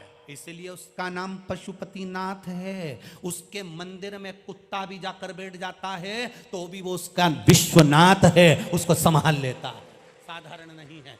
पक्षी, पशु, जलचर, थलचर, वायुचर, संसार में जितने जन्म लेते हैं उसके पेट भरने की जवाबदारी मेरे शंकर की है, महादेव की है। वो ब्राह्मण का भी है, वो क्षत्रिय का भी है, वो वैश्य का भी है, वो शूद्र का भी है। हम क्यों बट रहे हैं? हम क्यों बट रहे हैं? फिर वही वाली बात आ गई, अब क्या हो गया कि सियोर वाला महाराज फिर आड़ा टेढ़ा बोल देता। छत्तीसगढ़ में कहा था, आज फिर कह देते। नोट लेकर चोर गायब हो जाता है और वोट लेकर, अब तुम बोल दो, वोट लेकर। और हम भ्रांतियों में पड़े, हमें लोग बांट रहे हैं। लोगों ने कह दिया तुम ब्राह्मण हो, तुम क्षत्रिय हो, तुम वैश्य हो, तुम शूद्र हो, और तुम बंटने लगे। भगवान के दरवाजे पर कोई बड़ा नहीं होता, कोई छोटा नहीं होता। जो 5,000 रुपए की लाइन लगाकर तिरुपति का दर्शन करते हैं, 25,000 रुपए की लाइन लगाकर तिरुपति का दर्शन करते हैं। आप में से कितने लोग हैं जो तिरुपति गए? जरा हाथ उठाओ रे। गए हो तिरुपति? रस रखो। तिरुपति का दर्शन करने गए हो, धर्म की लाइन लगी है, धर्म के धक्के खा रहे हो। 500 की लाइन लगी है, 10,000 की लाइन लगी है, 50,000 की लाइन लगी है। मंदिर में पहुंचने से पहले 5,000, 50,000 और धर्म वाला सब एक हो जाता है। वहां पर भगवान के सामने पहुंचते पहुंचते कोई पैसे वाला नहीं रहता, उसके चरणों की धूल हो जाता है। कोई वीआईपी नहीं। इस व्यासपीठ ने बारंबार व्यासपीठ वर्णन करती रही है, शिव महापुराण में कोई वीआईपी नहीं है। जो ज्यादा वीआईपी है उसे कथा में नहीं आना चाहिए। जो ज्यादा वीआईपी है वो कथा में ना आए। यहां आए हो तो शंकर के दरवाजे के धक्के खाना पड़ेगा, और जो यहां के धक्के खा लेता है वो संसार के धक्के नहीं खाता है। इतने बड़े वीआईपी हो तो 5,000 रुपए दे के बैकुंठ चले जाओ ना। कथा में आने की जरूरत ही क्या है? वीआईपी के लिए वहां पर भी तो खाता होगा। डिग्री यहां देखी जाएगी कि इंजीनियरों की, डॉक्टरों की, कलेक्टरों की, एसपीओ की, डीएसपी हो। तुम्हारी डिग्री केवल यहां पर देखेंगे, वहां तो एक ही डिग्री देखेंगे, श्री शिवाय नमस्तुभ्यम।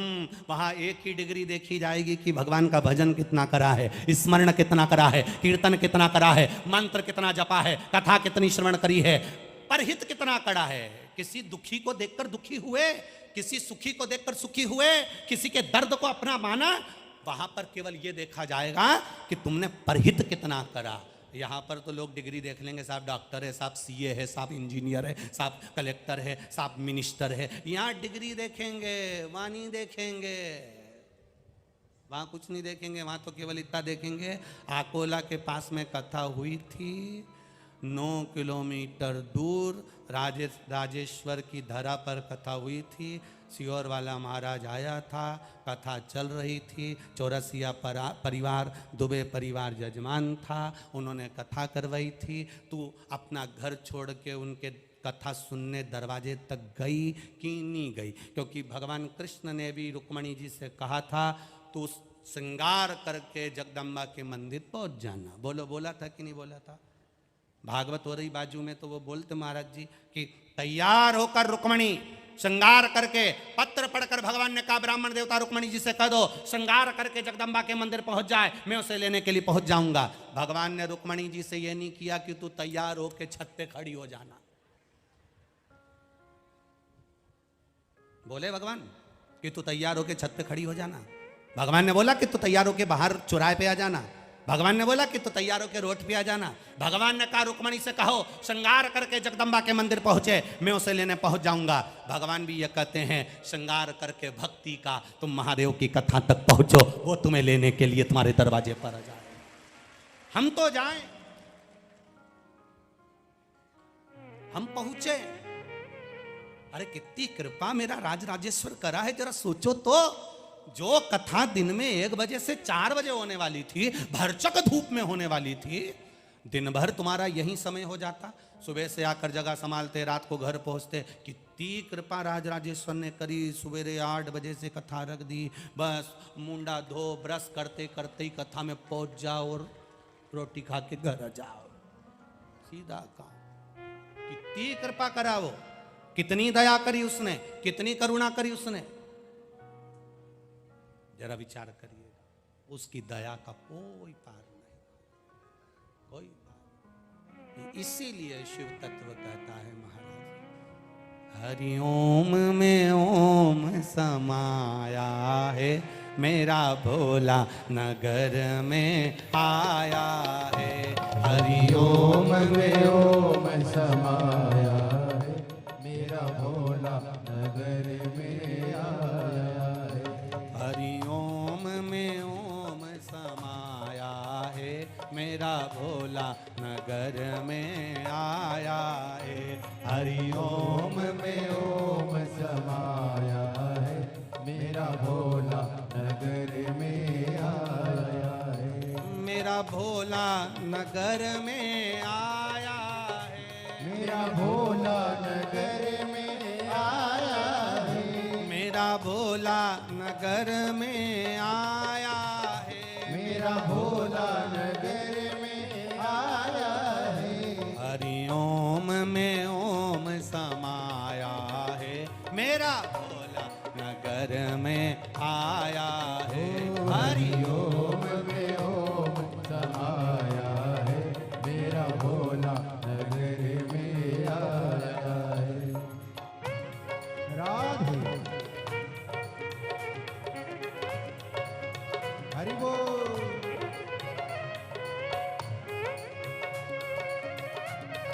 राधे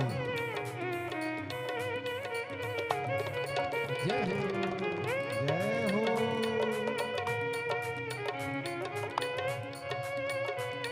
जय भोले।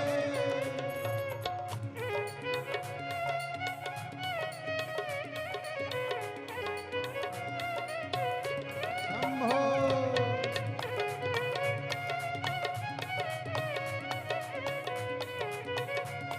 हरि बोल।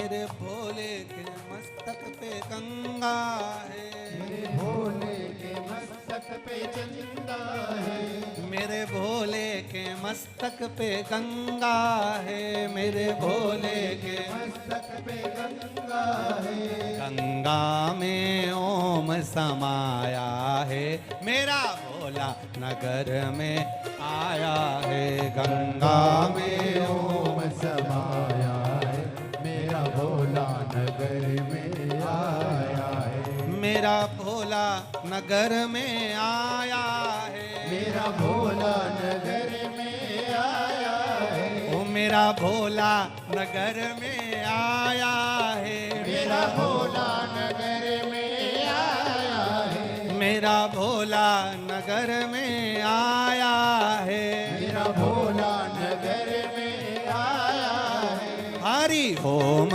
में ओम समाया है, मेरा भोला नगर में आया है, हरि ओम में ओम समाया है, मेरा भोला नगर में आया है। जय हो। पीछे वाले भी दोनों हाथों से बड़े प्रेम के साथ आनंद के साथ भोले हर हर भोले राधे हरि बोल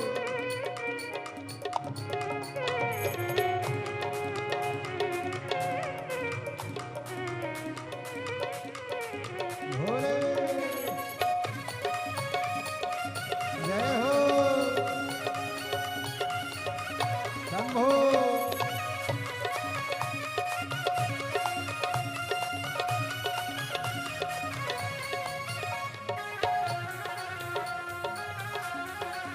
राधे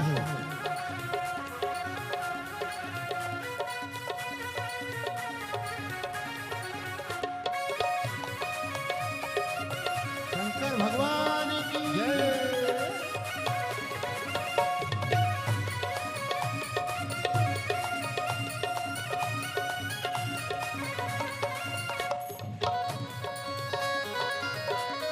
राधे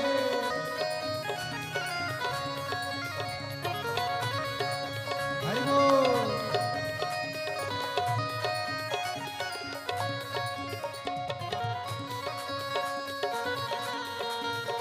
जय हो जय भोले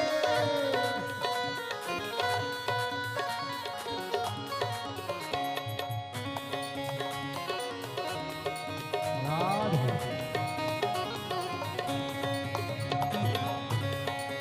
जय हो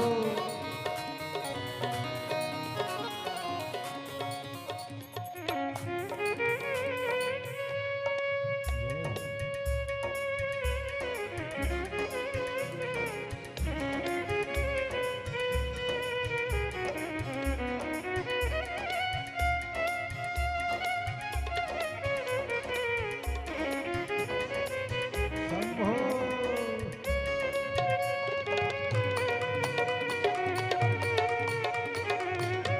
हरि बोल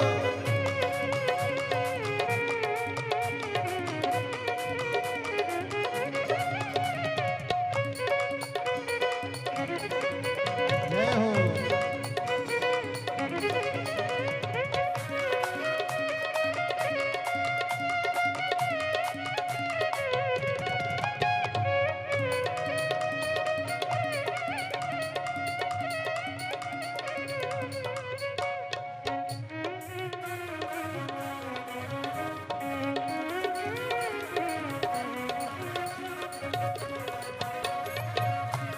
राधे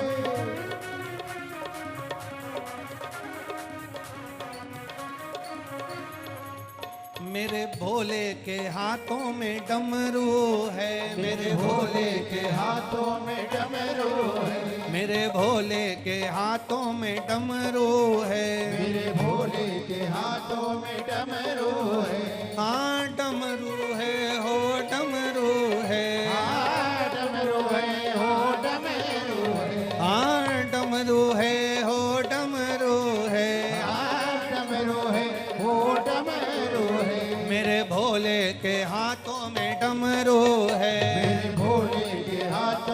डमरू है, मेरे भोले के हाथों में डमरू है, मेरे भोले के हाथों में डमरू है। ओ डमरू में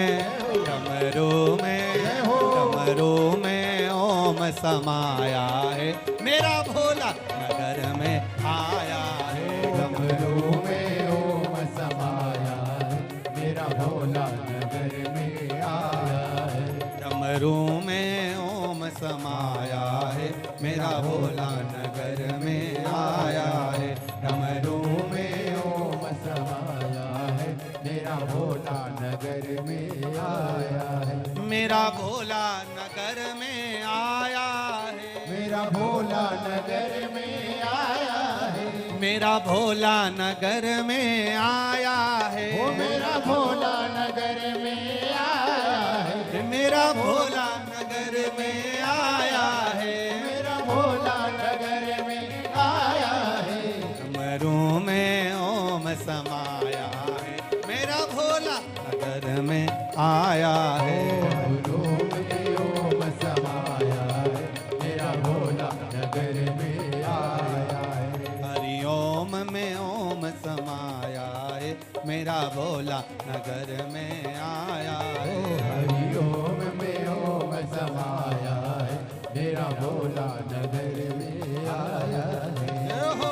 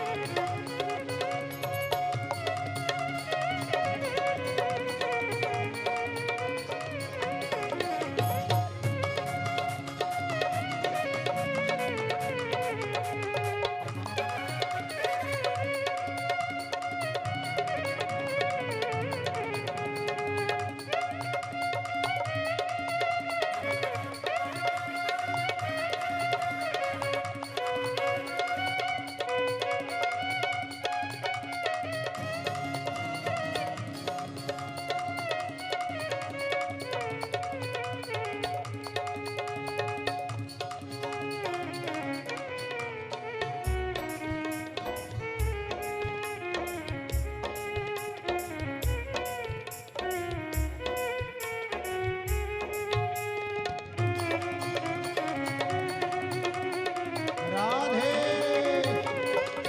हरि बोल, जय हो।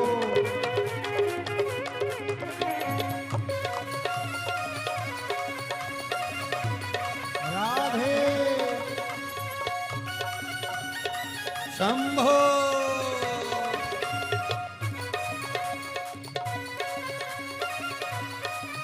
हरि बोल, जय हो।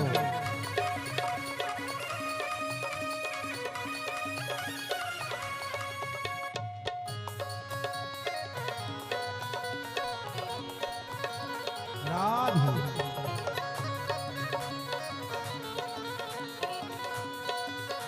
राधे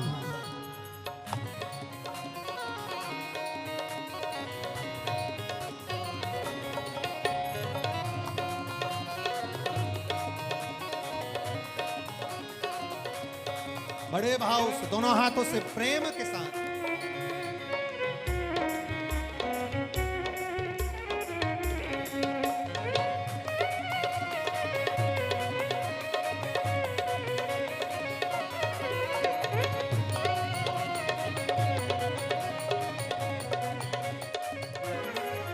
मेरे भोले के तन पर भस्मी है, भोले के कंकर भस्मी है, मेरे भोले के तन पर भस्मी है, मेरे भोले के कंकर भस्मी है। ओ मेरे भोले के तन पर भस्मी है, ओ मेरे भोले के कंकर भस्मी है, मेरे भोले के तन पर भस्मी है, मेरे भोले के कंकर भस्मी है। मेरे भोले के तन पर भस्मी है, मेरे भोले के तन पर भस्मी है, ओ मेरे भोले के तन पर भस्मी है, मेरे भोले के तन पर भस्मी है। ओ भस्मी में ओम समाया है, मेरा भोला नगर में आया है। भस्मी में ओम समाया है, मेरा भोला नगर में आया है, मेरा भोला नगर में आया है, मेरा भोला नगर में आया है, मेरा भोला नगर में आया है, मेरा भोला नगर में आया है, ओ मेरा भोला नगर में आया है। वो मेरा भोला नगर में आया है। चौथे नंबर के पंडाल वालों, सबसे आखिरी के पंडाल वालों, दोनों हाथों से मेरा भोला नगर में आया है, मेरा भोला नगर में आया है, मेरा भोला नगर में आया है, मेरा भोला नगर में आया है। ओ हरि ओम में ओम समाया है, मेरा भोला नगर में आया है। हरि ओम ओम में ओम समाया है, मेरा भोला नगर में आया है। हरि ओम में ओम समाया है, मेरा भोला नगर में आया है। हरि ओम में ओम समाया है, मेरा भोला नगर में आया है। हरि ओम में ओम समाया है, मेरा भोला नगर में आया है। हरि ओम में ओम समाया है, मेरा भोला नगर में आया है। हर हर महादेव। अपने स्थान पर बैठकर भगवान शिव से अपने दिल की बात, अपने हृदय की बात देवाधिदेव महादेव से बड़े भाव के साथ में अपनी जगह बैठकर भगवान शिव से अपने हृदय की बात करें। जहाँ जगह मिले वहीं बैठ जाओ, मौन रहकर बाबा से अपने दिल की बात हृदय से कहिएगा। जिस भाव से, जिस विश्वास के साथ, जिस भरोसे के साथ, जिस दृढ़ता से कथा श्रवण करने आए हो, देवाधिदेव महादेव से प्रार्थना करना कि हमारे मन की अभिलाषा पूर्ण करना। भाव के साथ कहिए।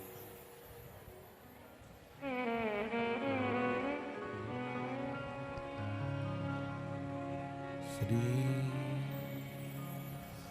शिवाय नमस्तुभ्यं। श्री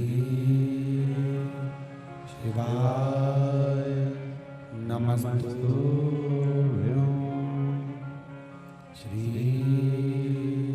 शिवाय नमस्तुभ्यं। श्री शिवाय नमस्तुभ्यं। श्री शिवाय नमस्तुभ्यं। भोला सब दुख काटो मारा, ओ भोला सब दुख काटो मारा।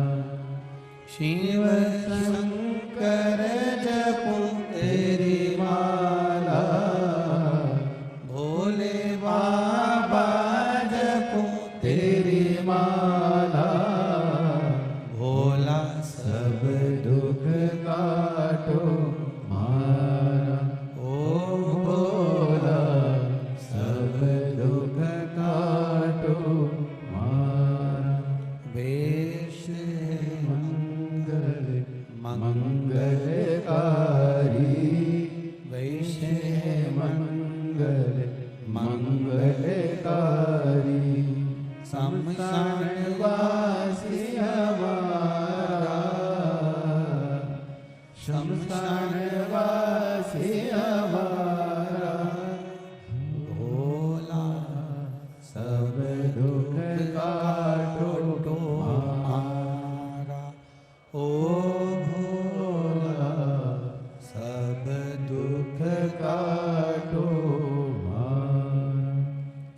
कथा कह रही है, उस पर करा गया भरोसा डिगता नहीं। कहा ब्रह्मा जी ने, भगवान शिव जी ने अपना अर्धनारीश्वर स्वरूप का दर्शन दिया, तब आधे पुरुष आधे स्त्री का निर्माण किया, तब पुनः संसार में फिर ये सृष्टि का निराकरण।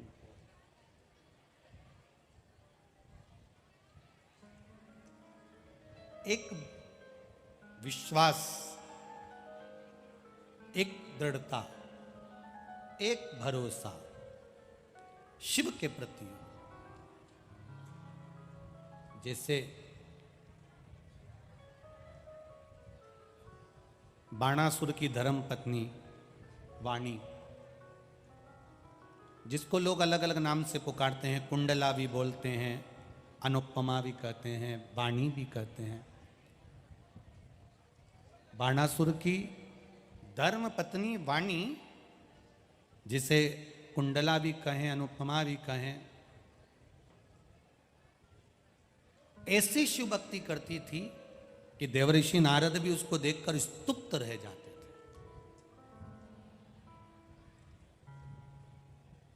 स्वयं देवऋषि नारद जिसको देखकर स्तुप्त रह जाते,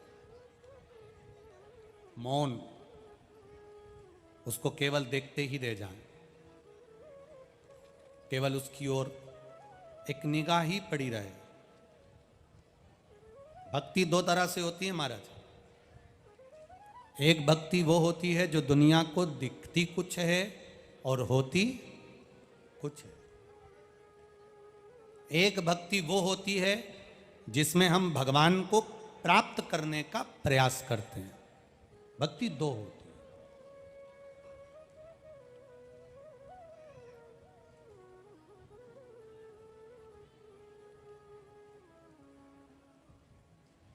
एक बार एक व्यक्ति ने कुत्ते से पूछ लिया, कुत्ता से, क्यों रे कुत्ता, तो ये तो बता रे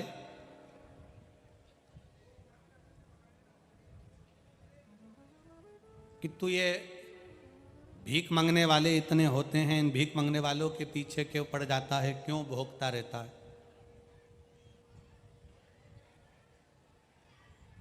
क्यों भोग रहा है? कभी कभी कोई चोला बदल कर आता है तो तू भोंकने लगता है, क्यों भोंकता है? एक कुत्ता से किसी ने पूछा, एक श्वान से किसी ने पूछा कि तू ऐसा क्यों करता है? कुत्ता कहता है, मैं भीख मांगने वाले को, भिखारी को देखकर या किसी व्यक्ति को देखकर इसलिए भोगता हूं, वो भिखारी को देखकर इसलिए भोगता हूं कि तू दूसरे के दरवाजे से मांग रहा है, दूसरे के द्वार से मांग रहा है। अगर मांगना ही है तो उस भोलेनाथ से क्यों नहीं मांगता? इसलिए उसको देखकर मैं भोग देता हूं। कि क्यों? अगर एक पेन लिखने वाला, वो सोने का है, चांदी का है, पेन लकड़ी का है, प्लास्टिक का है, एक पेन, एक कलम, वो 500 की है, 1000 की है, 5000 की है, 10,000 की है, 25,000 की है, 50,000 की है, उससे कोई फर्क नहीं पड़ता।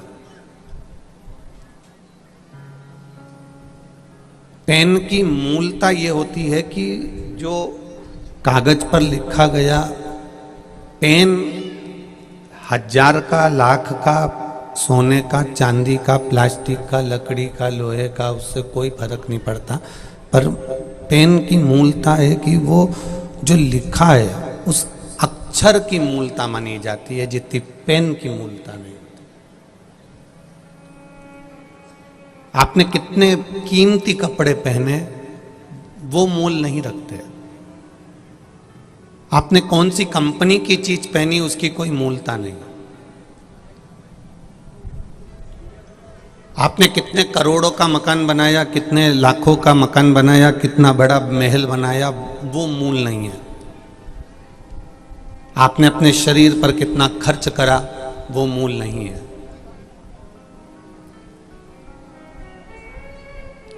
मूल है, मकान कितना बड़ा बनाया उससे कोई मतलब नहीं, पर उस मकान में भजन कितना होता है, शरीर पे कितने के जेवर पहने, कितने के कपड़े पहने, वो मूल नहीं है, पर इस शरीर से कितनी जनमानस की सेवा होती है। करोड़ों के आपने आभूषण तैयार करे, पर आपकी जिह्वा से, आपकी वाणी से कितना भजन होता है, मूल वो है।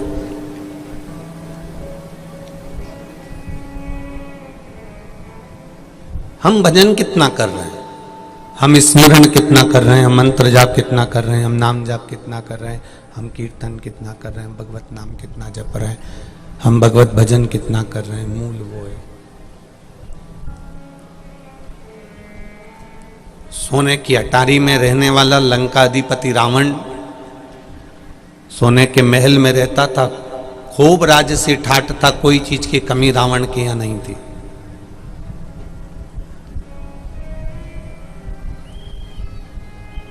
पर भजन भी कब करता, भजन भी कब धारण करता था, जब कहीं किसी पर आक्रमण करना हो या कुछ प्राप्त करना हो, तब भगवान की, शंकर भगवान की शरणागति ग्रहण करता था।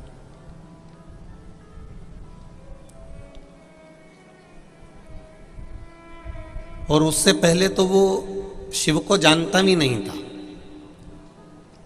वो तो जब उसने अपने भाई पर आक्रमण करा, पुष्पक विमान उसने ले लिया, और उस विमान को लेने के बाद में जब वो चला और लेकर जब कैलाश पर्वत के ऊपर से जा रहा था, और जाते समय कैलाश पर्वत के ऊपर वाहन रुक गया, वो विमान रुक गया।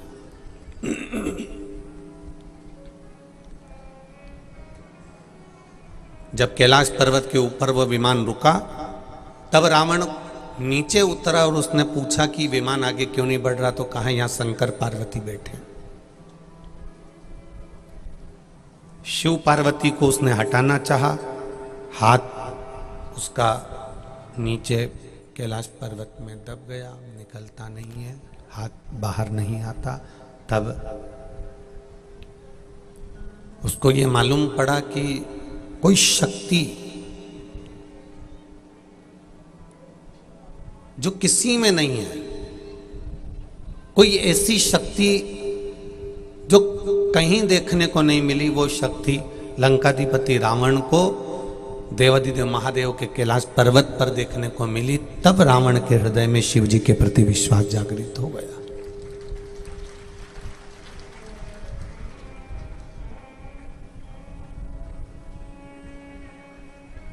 रावण के हृदय में तब विश्वास जागृत हुआ, और रावण के हृदय में तब विश्वास जागृत हुआ, तब रावण ने ये विचार कर लिया, तब रावण ने ये भरोसा रख लिया कि अब मैं शिव की आराधना करूंगा, अब मैं शंकर भगवान की आराधना करूंगा, अब मैं शिव तत्व को जानने का प्रयास करूंगा।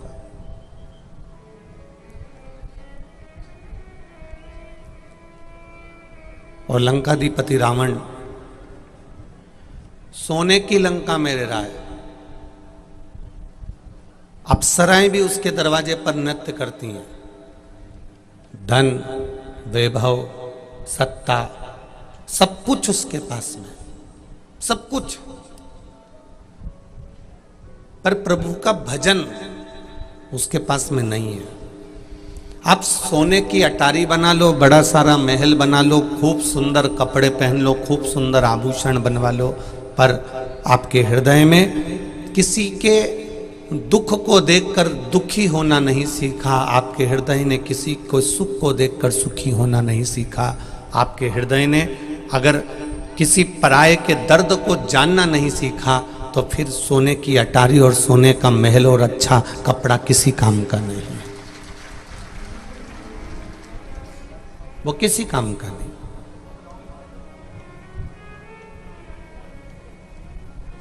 दक्ष प्रजापति की धर्म पत्नी वीरणी, जो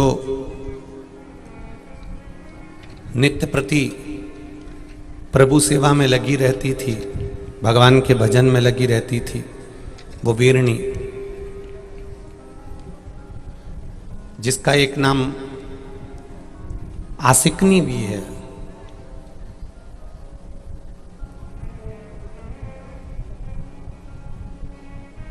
कितना तपबल है उसके भीतर, वो कितनी तपबल में लीन रहती है, कितना भजन में लीन रहती है, कितना स्मरण में लीन रहती है। और उसके तपबल के कारण अपने कुछ महीने का गर्भ अपनी बहन कह लो, सखी कह लो, या दक्ष प्रजापति की दूसरी पत्नी है तो सोतन भी कह सकते हो, एक अपनी बहन के गर्भ में फिर वो गर्भ स्थापित कर देना, फिर वो गर्भ दे देना।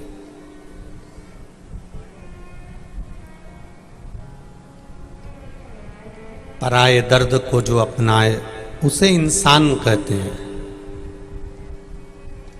वीरणी ने ये विचार कर लिया था कि मेरे गर्भ में जो बच्चा है, और प्रसूति चाहती है कि मेरे गर्भ में भी आद्य शक्ति माँ दुर्गा, माँ भवानी, माँ जगत जननी, माँ जगदम्बा, माँ देवी मेरे भी गर्भ में आकर विराजमान हो। ये उसके भीतर एक उत्साह था।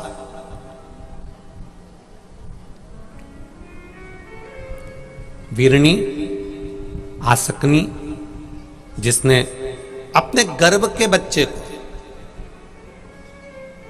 जिसको मालूम है ये दुर्गा है, जिसको मालूम है ये शिवा है, जिसको मालूम है ये आद्य शक्ति है, उस आद्य शक्ति को, उस गर्भ में विराजमान संतान को कुछ महीने के गर्भ धारण करने के बाद माता प्रसूति को प्रदान कर देती है। क्योंकि प्रसूति का भी तपबल बड़ा प्रबल है, प्रसूति का भी भजन बड़ा प्रबल है, प्रसूति की भी भक्ति बड़ी प्रबल है, प्रसूति का भी नाम जाप बड़ा प्रबल है।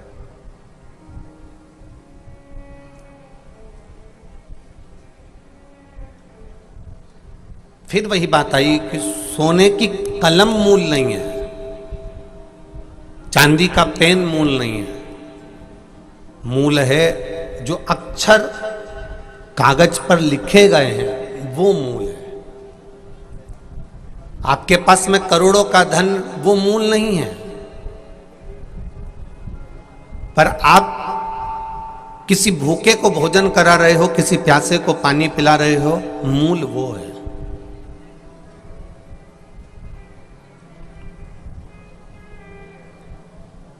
कल रात्रि को कई लोगों ने यहाँ की रात्रि की वीडियो सीहोर भेजी।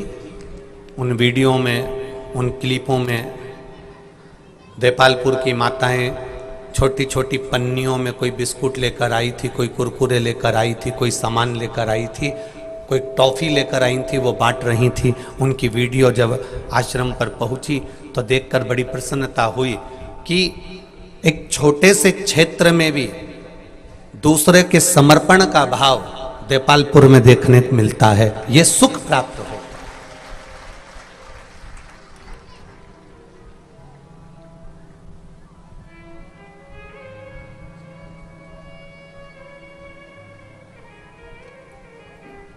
आपका समर्पण ही देखने को मिल रहा है, आपका विश्वास देखने को मिल रहा है। धन, अटारी, संपदा, दौलत, सत्ता,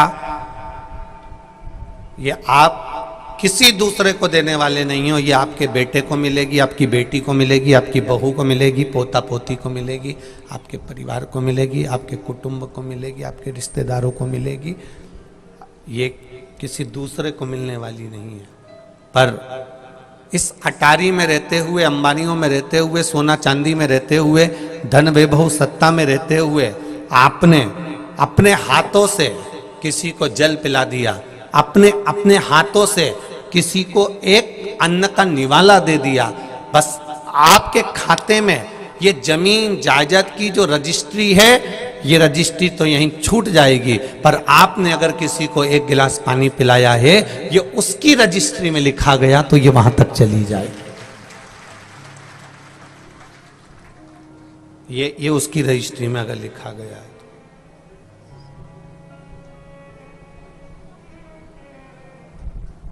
आपका किया गया समर्पण, आपका किया गया भजन, आपका किया गया कीर्तन वीरनी जैसा होना चाहिए। आसकनी जैसा होना चाहिए।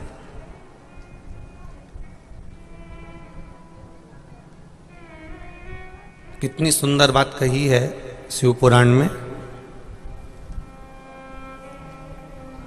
मेहमान आए हैं, घर के लोग भोजन करने आए हैं, और बहू पहले ही कटोरे में, कटोरी में, डब्बे में खीर, हलवा, पूड़ी, भजिया, पकोड़ा जो भी बनाया गया है, बहू सबको खिला रही है और उसको लग रहा है कि अब कम पड़ने वाला है, तो बहू अपने लिए अगर वो निकाल कर रख देती है और बहू वो अलग से रखा हुआ अगर खा भी लेती है तो उसको सुख का अनुभव नहीं होता। अगर वो नहीं बचता चल जाता, पर दूसरे को खिलाकर सुख का अनुभव होना चाहिए। कई लोगों की आदत होती है बनाकर पहले अपने लिए अलग से रख लिया, फिर मेहमानों को खिला दिया, रिश्तेदारों को खिला दिया, नातेदार आए उनको खिला दिया, अपने लिए पहले सेव कर कर रख लिया, अपने लिए पहले कटोरे में, कटोरी में संभाल कर रख लिया। अब सब खा लेंगे और मेरे लिए नहीं बचा, तो शिव महापुराण की कथा कहती है नहीं बचे उससे बढ़कर कोई सुख नहीं है, जाने दे, तेरे को परमात्मा लाकर खिला कर जाए।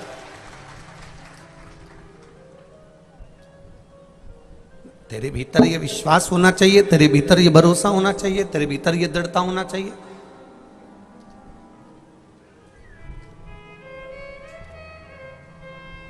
अलग से कटोरी में अगर निकाल कर रख लिया तो पात्र में, कढ़ैया में, भगोने में बरकत नहीं रहती।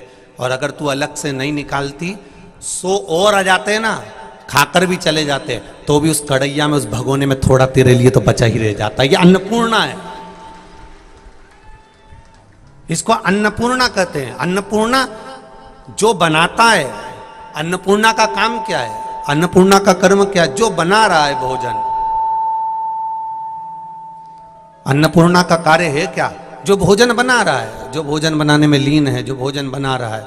अन्नपूर्णा का कार्य है कि भोजन बनाने वाले व्यक्ति के लिए, बहू के लिए, बेटी के लिए, माता के लिए, घर के सदस्य के लिए अन्नपूर्णा स्वयं पात्र में इतना रख देती है कि जो भोजन बनाता है उसको अपने आप प्राप्त हो जाता है, उसको अलग से रखने की जरूरत नहीं पड़ती है,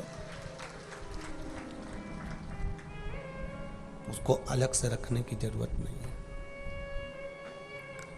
मां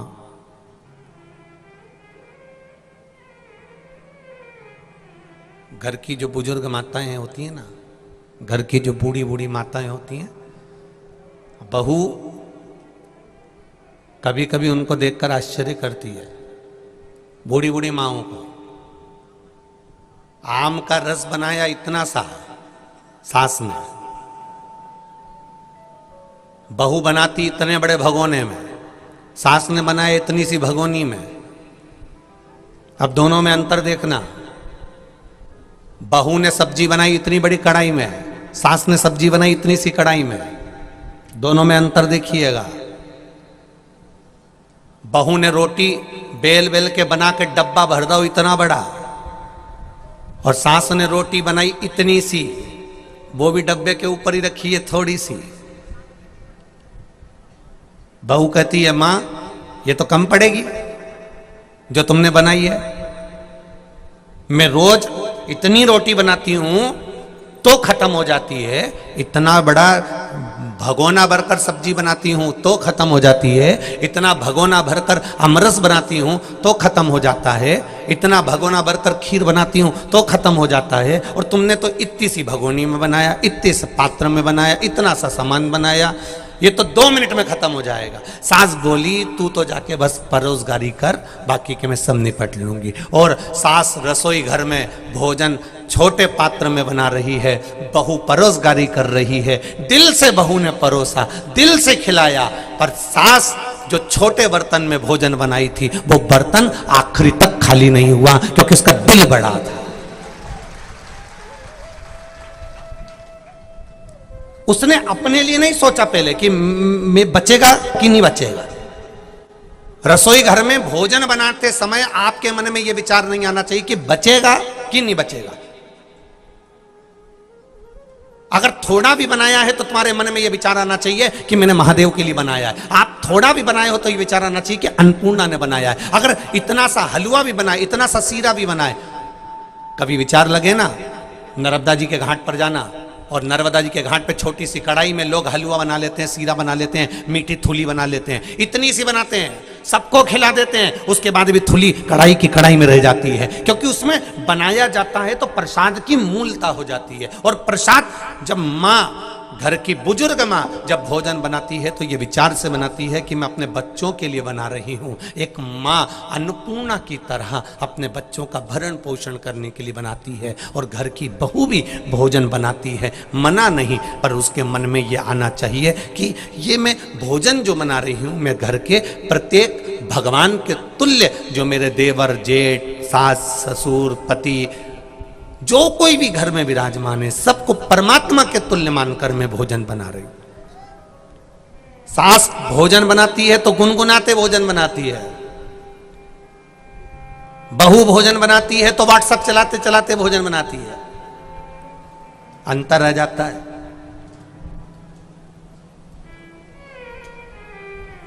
भोजन बनाते बनाते टीवी पर ध्यान है, नाटक पे ध्यान है, सीरियल पर ध्यान है।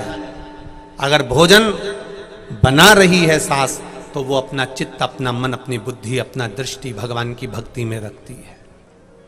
उस भोजन में स्वाद भी बढ़ जाता है, उसका एक आनंद भी बढ़ जाता है, उसका एक सुख भी बढ़ जाता है, उसमें एक रस तत्व बढ़ जाता है।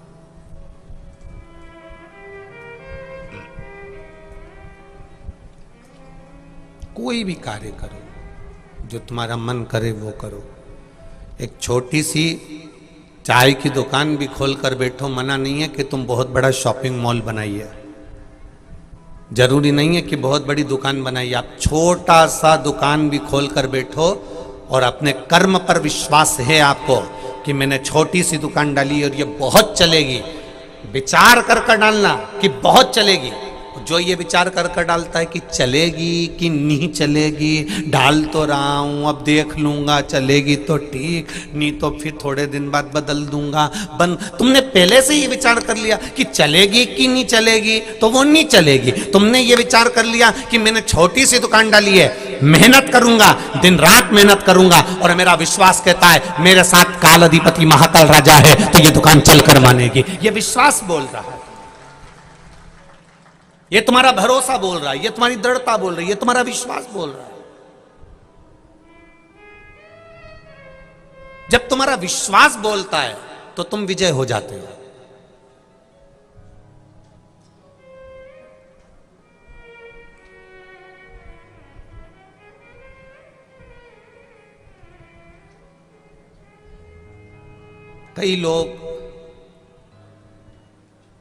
कई लोग छोटा छोटा जब पंचायत का, नगर पालिका का, नगर निगम का छोटा मोटा जब चुनाव आदि कर्म आता है तो उसमें बहुत सारे लोग चुनाव लड़ने के लिए खड़े हो जाते हैं। कहीं कहीं का यही सोच के खड़ा होता है, नहीं जीतेंगे पर अपन इतना वोट तो काट ही देंगे।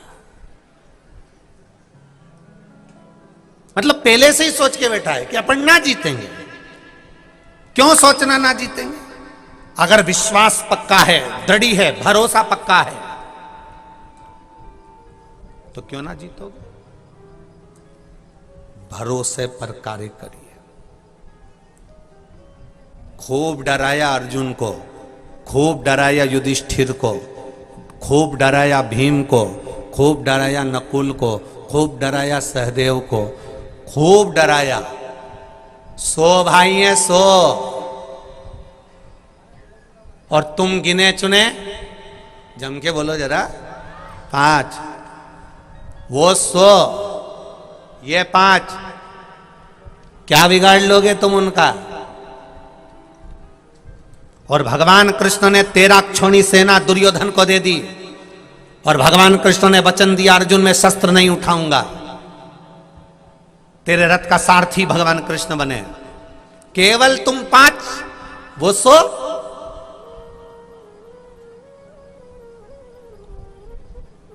अगर कहीं का आज के समय का अर्जुन होता ना तो डर जाता कि बताओ 100 और अपन 5, अपन को नहीं बैठना, अपन को इनसे बात ही नहीं करना, अपन को तो झगड़ा करना ही नहीं, उस रास्ते पे जाना ही नहीं, उनके पास तो जाना ही नहीं, ये विचार कर लेते। पर अर्जुन ने, युधिष्ठिर ने, भीम ने, नकुल सहदेव ने, इन सब ने विचार कर लिया वो 100 होंगे उनके घर के होंगे, हम 5 कम नहीं पड़ेंगे, अगर मर भी गए तो कम से कम 2-4 को मारकर तो मरेंगे। ये विश्वास था इनके भीतर, ये दृढ़ता थी इनके लिए।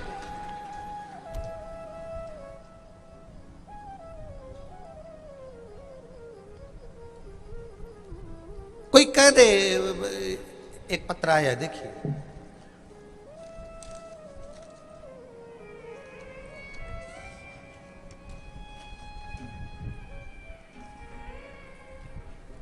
त्रिवेणी गुजर, मोबाइल नंबर ये है, मैं विजयनगर इंदौर से आई हूँ। त्रिवेणी गुजर, कहीं बैठी हो तो हाथ हिलाइएगा। त्रिवेणी गुजर, कहीं बैठी हो तो हाथ हिलाइएगा, जहाँ कहीं बैठी हो। है क्या उधर?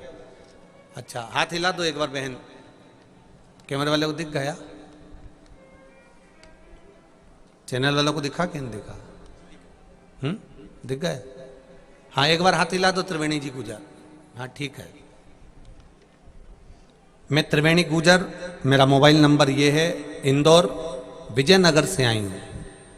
बाबा की कृपा का क्या बखान करूं गुरुदेव, मेरे भोले बाबा की महिमा का मैं क्या गुणगान करूं। बाबा की दया से मेरे बेटा सीए का एग्जाम दे रहा था, बार बार एग्जाम दिया, तकलीफ आई, अब की बार शिव जी पर विश्वास रखकर उसने एग्जाम देना चालू करा। गुरुदेव, कई लोग मेरे बेटे को कह देते थे ये सीए का एग्जाम पास करना, फाइनल एग्जाम से निकलना बहुत कठिन है, इस एग्जाम से निकलना बहुत कठिन है। मेरा बेटा बार बार टूट जाता था, पर बाबा की कृपा देखिए गुरुदेव, बाबा की करुणा, हम सीहोर गए, कुबरेश्वर धाम पर हमने विनती करी, बाबा से निवेदन करा, और निवेदन कर कर हम वहां से बस विनय कर कर आए, और बेटे से कहा जितने भी एग्जाम दे पढ़ाई दिल से करना। सीहोर वाला महाराज कहता है पढ़ना दिल से, खूब मेहनत करना, और एग्जाम देने जाए तो एक बेलपत्री के बीच वाले पत्ते पर शहद लगाकर फिर जाना। मैंने मेरे बेटे से कहा, उसने जितने एग्जाम दिए सब में बीच वाले पत्ते पर शहद लगाकर शिव जी को चढ़ाकर एग्जाम देने गया, और बाबा की कृपा देखिए गुरुदेव, बाबा की कृपा से मेरा बेटा सीए के फाइनल एग्जाम में पास हो गया, और पास तो हुआ गुरुदेव, बाबा ने ऐसी कृपा कर दी कि अहमदाबाद के गुजरात में मेरे बेटे को अच्छी नौकरी भी मिल गई, इसलिए मैं यहां दंडवत करने के लिए आई। शिव तत्व है, बैठिए बहन, हर हर, ये शिव तत्व है। डराने वाले आपको डराएंगे, ये आपके बस का नहीं है, आप ये नहीं कर सकते।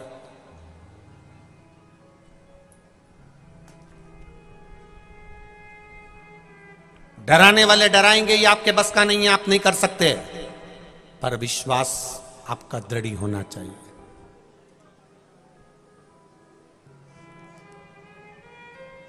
कई लोग कहेंगे आपके बस का नहीं है, क्यों कर रहे हो? कैलाश पटेल जी, कोकड़ी छत्तीसगढ़ में एक साहू, क्या नाम था उसका, वेणु शंकर साहू, उस बच्चे ने, उसकी पत्नी सरकारी स्कूल में टीचर है, और वो खुद भी काम करता है, इतना धन पन पैसा, इतना दौलत नहीं। पूरे गांव के लोगों ने कहा देखो कथा बहुत बड़ी होती है, और शिव पुराण तो शिव पुराण है, बहुत खर्चा भी होता है, और बड़ा बड़ा व्यवस्थाएं करना पड़ती है। वेणुशंकर, तुमने अगर कथा ले भी ली है तो तुम कथा कैंसिल कर दो, व्यवस्था नहीं हो सकती। कोंकड़ी का वो बालक वेणुशंकर साहू, कैलाश पटेल जी, उसने संकल्प ले लिया था कि जो होगा देखा जाएगा। और जब कथा प्रारंभ हुई, पूरा नगर, पूरा कोकड़ी क्षेत्र के आसपास के 50 गांव उस वेणु शंकर के साथ में खड़े हुए थे, कदम से कदम मिलाकर। शिव तत्व होता। एक बच्चा पढ़ाई करने जा रहा है और उसको लोग डरा दें, सीए मत करना, इसकी एग्जाम मत देना, इसमें तो कोई पास होता ही नहीं है, काहे को फॉर्म भर रहे हो, ये तो फालतू की बात है, रिजल्ट तो आता ही नहीं है, सही से रेलवे का फॉर्म भर दिया, ये तो पास हो गए ही नहीं। लोग डराने का काम करेंगे, पर आपका विश्वास, आपकी दृढ़ता, आपका भरोसा अगर पक्का है, आप निकल जाओ। आपकी मेहनत पक्की है, आप निकल जाओ। कई लोग कह देते हैं ये जमीन तो बंजर है, इसमें कहीं नहीं लगे, कहीं नहीं उगे, काहे को टाइम बर्बाद कर रहा है, इस जमीन में कुछ नहीं लगेगा, कुछ नहीं लगेगा, कुछ नहीं लगेगा। मेहनत करने वाले ने उसमें संतरा लगा दिया, मौसम्बी लगा दी, मेहनत करने वाले ने उसमें पपीता लगा दिया, मेहनत करने वाले ने उसमें आंवला लगा दिया, कुछ नहीं लगेगा, आंवला तो लगेगा, आंवले का पौधा ही पौधा, चारों तरफ जो बंजर भूमि थी उसमें आंवले का पौधा लगा दिया, इतना आंवले का पौधा लगा दिया कि जितनी तो फसल में कमाई नहीं हो रही थी उतना आंवले में होकर निकल गया। मेहनत करोगे सब मिलेगा, कर्म करोगे सब मिलेगा। और आप अगर मेहनत से छूट गए, मेहनत से वंचित रहेगा, मेहनत नहीं करी आपने, तो फिर डराएंगे लोग।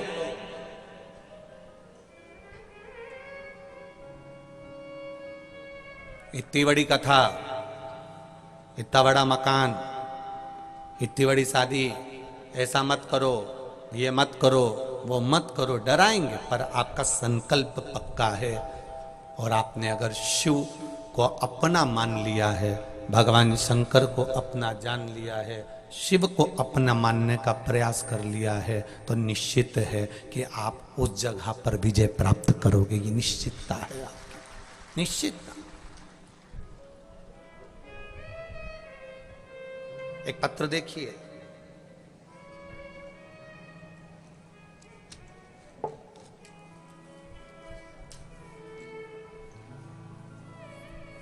मैं मानाबाई राठौर, गंगा जल खेड़ी, तहसील देपालपुर, जिला इंदौर की रहने वाली हूं। कहीं बैठी हो तो हाथ हिलाइएगा। कहीं बैठी हो? मैं मानाबाई राठौर। कहीं बैठी हो तो हाथ हिलाइएगा। मानाबाई राठौर पीछे बैठी हैं क्या? इधर हैं? हाथ हिला दीजिएगा। मानाबाई राठौर जहां करीब बैठी हैं। आप हमें दिख तो नहीं रही हैं, पर कैमरे वाले देख लेंगे आपको। आप हाथ हिला दो एक बार। दिख गए? ठीक है। मैं मानाबाई राठौर, मैं गंगा जल खेड़ी, तहसील देपालपुर, जिला इंदौर की रहने वाली हूं। गुरुदेव, मेरी बेटी को संतान नहीं हुई। 20 साल निकल गए, 25 साल निकल गए, 26 साल निकल गए, संतान की प्राप्ति नहीं थी। जिसके यहां उसको दिखाने जाते थे, उसने एक ही बात कहता था कि इसको संतान कभी नहीं होगी। जहां डॉक्टर का इलाज करवाने जाते थे वहां कह देते थे इसको संतान नहीं होगी। दोनों पति पत्नी की जांचें कराई, संतान का सुख इनके भाग्य में नहीं है। जिसको दिखाने जाओ, कुछ भी बताओ, संतान नहीं है। जहां जहां पूछो वहां संतान नहीं है। पर गुरुदेव, बेटी ने एक बार शिव महापुराण की कथा टीवी पर सुन ली, पशुपतिनाथ का व्रत करना प्रारंभ करा और बाबा से विनती करी, बाबा अब तू संभालना। सबने मना कर दिया, पर एक प्रबल विश्वास अपने भीतर जागृत करा और बाबा की कृपा से बेटी का गर्भ ठहर गया और 26 साल के बाद उसके यहां संतान की प्राप्ति हुई। 26 वर्ष के बाद उसके यहां संतान की प्राप्ति हुई। बधाई हो आपको मानाबाई राठौर जी, बहुत बहुत साधुवाद। आप नानी बनी हो और 26 साल के बाद बनी हो, ऐसी उमंगता, ऐसी खुशी जिंदगी में कहीं नहीं हो सकती। बैठिए। हर हर महादेव। 26 वर्ष के बाद, अर्थात विश्वास दृढ़ था, भरोसा पक्का था। और जिसने शिव पर भरोसा कर लिया, डॉक्टरों ने कह दिया नहीं होगा, ज्योतिषों ने कह दिया नहीं होगा, किसी ने देखा कह दिया नहीं होगा। जैसे वो राधा कृष्ण मंदिर के पुजारी जी ने पत्र लिखा था कि मैंने जिनसे पूछा सब ने कहा तुम्हारे यहाँ पुत्र का योग नहीं, पर वो बैठा है ना योग बनाने वाला। देवताओं का काम है भाग्य लिखना, सारे देवताओं का काम है भाग्य लिखना, पर मेरे महादेव का काम है भाग्य बदलना, वो दूसरा कोई नहीं बदल सकता।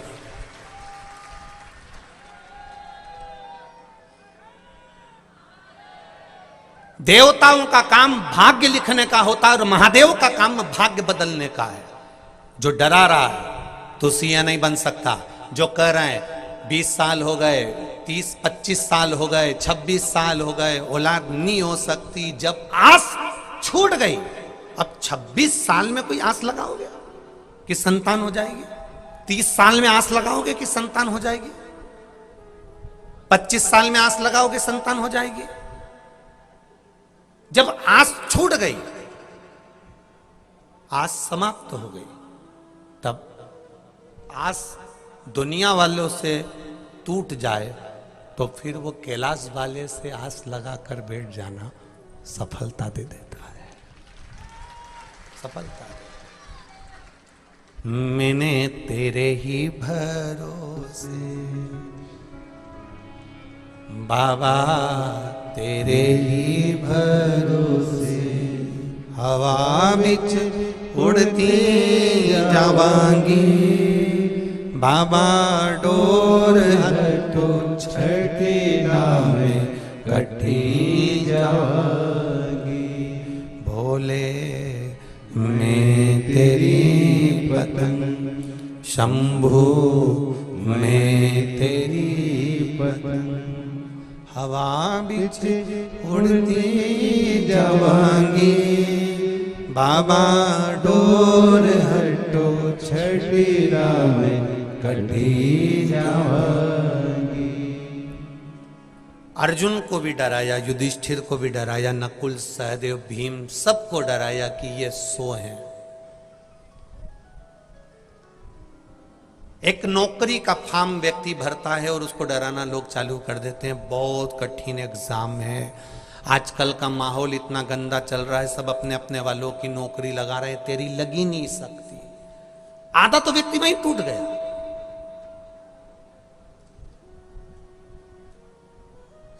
आधा तो व्यक्ति वहीं समाप्त हो गया। राम जी से भी कहा लोगों ने, कहां जा रहे हो? लंका। जानते हो कौन है वो? जिसके सामने तुम खड़े हो युद्ध के मैदान में, कौन है वो? जिसके लंका के राज्य में सारे नवग्रह बंदी होकर पड़े हुए हैं, एक एक देवता जिनको सलामी देने जाता है, वो लंकाधिपति रावण सरल नहीं है महाराज, जिससे आप युद्ध लड़ने के लिए जा रहे हो। आपको मालूम नहीं है सोने की लंका है, उसके पास में सोने के पर्णकोटे, सोने की भुजाएं, सोने की कालीन, सोने के कलश, सोने के मंडप, सोने के मकान, सोने की ध्वजा, सब कुछ सोने का है। और राम जी आप नंगे पैर पैदल जा रहे हो। और सेना भी क्या आपके पास में?